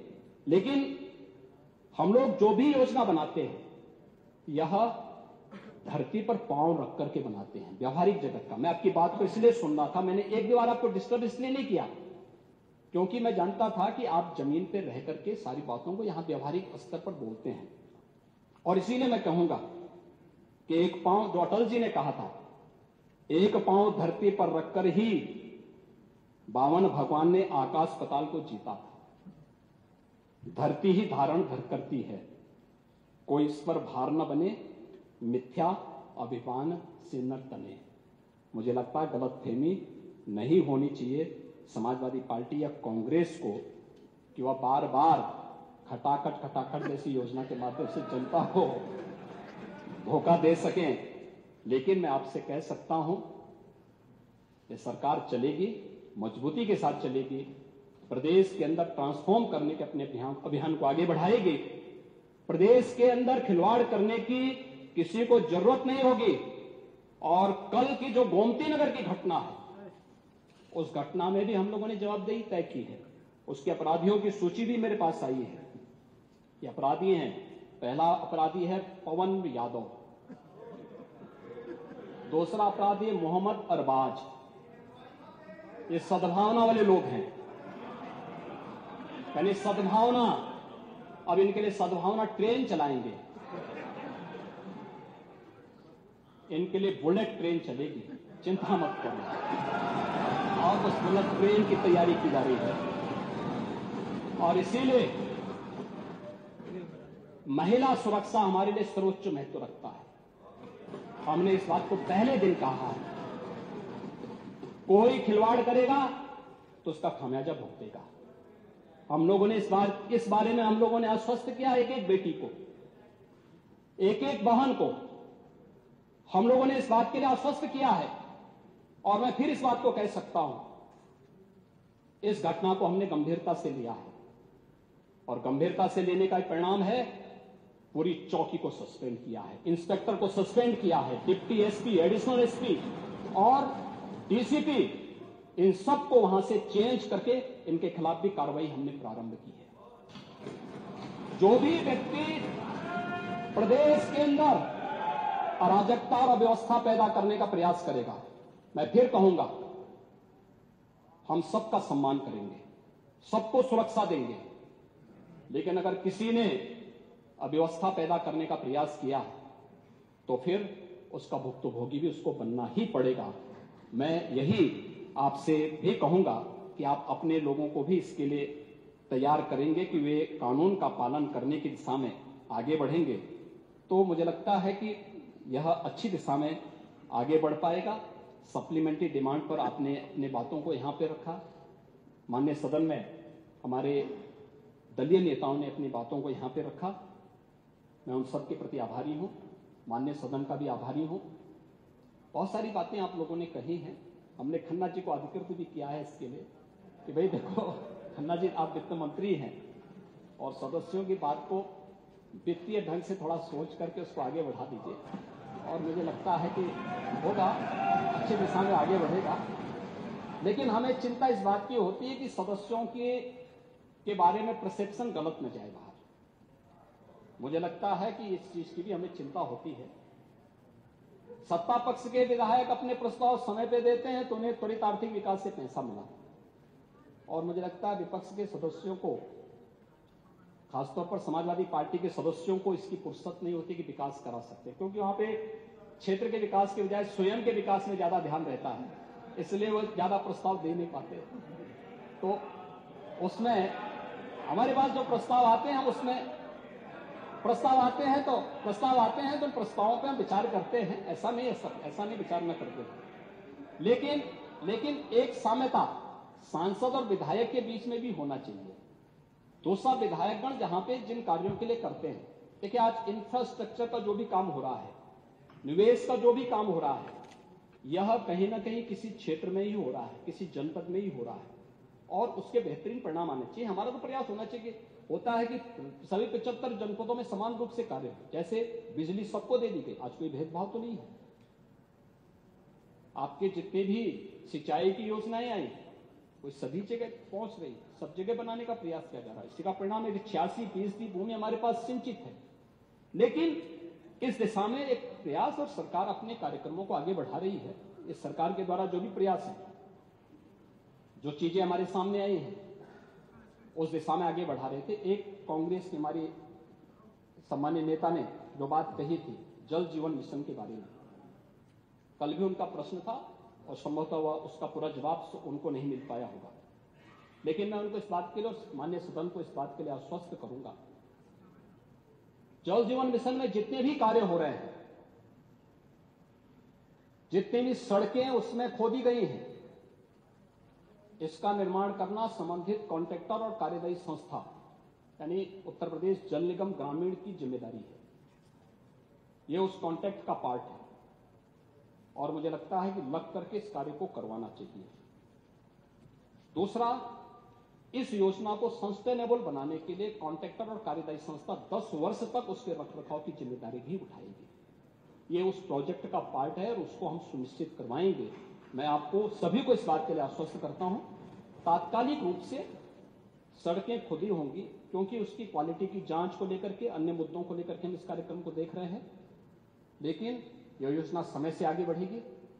देश के अंदर सबसे तेज गति से चलने वाली योजनाओं में से योजना है और मुझे लगता है कि इस योजना को समयबद्ध तरीके से हम लोग आगे बढ़ा करके प्रदेश की प्यास को बुझाएंगे ही, लेकिन साथ साथ इसको सस्टेनेबल भी बनाएंगे। ये लंबे समय तक 10 वर्ष तक तो मिनिमम है, लेकिन इसको हम एक लंबे समय तक, आप देखते होंगे पहले पाइपलाइन बिछती थी, 25-30 वर्षों तक पाइपलाइन चलती थी। हम इसको उसी क्रम में आगे बढ़ाने का काम करेंगे, क्योंकि बहुत सारी बीमारियां ऐसी हैं जो शुद्ध पेयजल के अभाव के कारण होती हैं। अगर हम एक बार इसको करने में सफल हो गए तो लोगों के जो बीमारी का खर्चा है इसको कम करने में हमें मदद मिलेगी। मैं इसके साथ ही अध्यक्ष जी, मैं आपका आभारी हूं कि अपने स्वास्थ्य की चिंता किए बगैर आपने इस सदन को यहां पर चलाया है और इस सदन को बहुत शांतिपूर्ण तरीके से चलाने का आपके पास एक रिकॉर्ड है। ट्रांसफॉर्म करने के लिए दिशा में भी आपने जो काम सदन के लिए किए हैं अत्यंत अभिनंदनीय है। कल मैं देख रहा था असम की विधानसभा की पूरी टीम यहां पर आई थी, यहां पर ई विधान को देखने के लिए, जो ये टैबलेट लगे हुए हैं, कैसे हमारी कार्य पद्धति होती है। असम विधानसभा की पूरी टीम आई थी, मुझसे मिलने के लिए भी आई थी, ये विधान भवन के कार्यालय में। जब हम अच्छा काम करते हैं तो अन्य राज्य भी उसका अनुकरण करते हैं और तमाम राज्यों की टीम आ रही है। मैं राजस्थान की टीम को भी देख रहा था, मध्य प्रदेश की टीम को भी देख रहा था, अन्य राज्यों की टीम को भी देख रहा था। तो समय पे कदम उठाए जाएंगे तो उसके बेहतरीन परिणाम भी हमारे सामने आएंगे। मैं आपका आभारी हूं, आपका स्वास्थ्य उत्तम हो इसकी कामना भी करता हूं। नेता प्रतिपक्ष के साथ साथ अपने सभी दलीय नेताओं को भी हृदय से धन्यवाद देते हुए सभी माननीय सदस्यों से मैं इस बारे में आश्वस्त करूंगा, आपकी जो भावनाएं हैं खन्ना जी उसको देखेंगे और उसको समयबद्ध तरीके से आगे बढ़ाएंगे। धन्यवाद।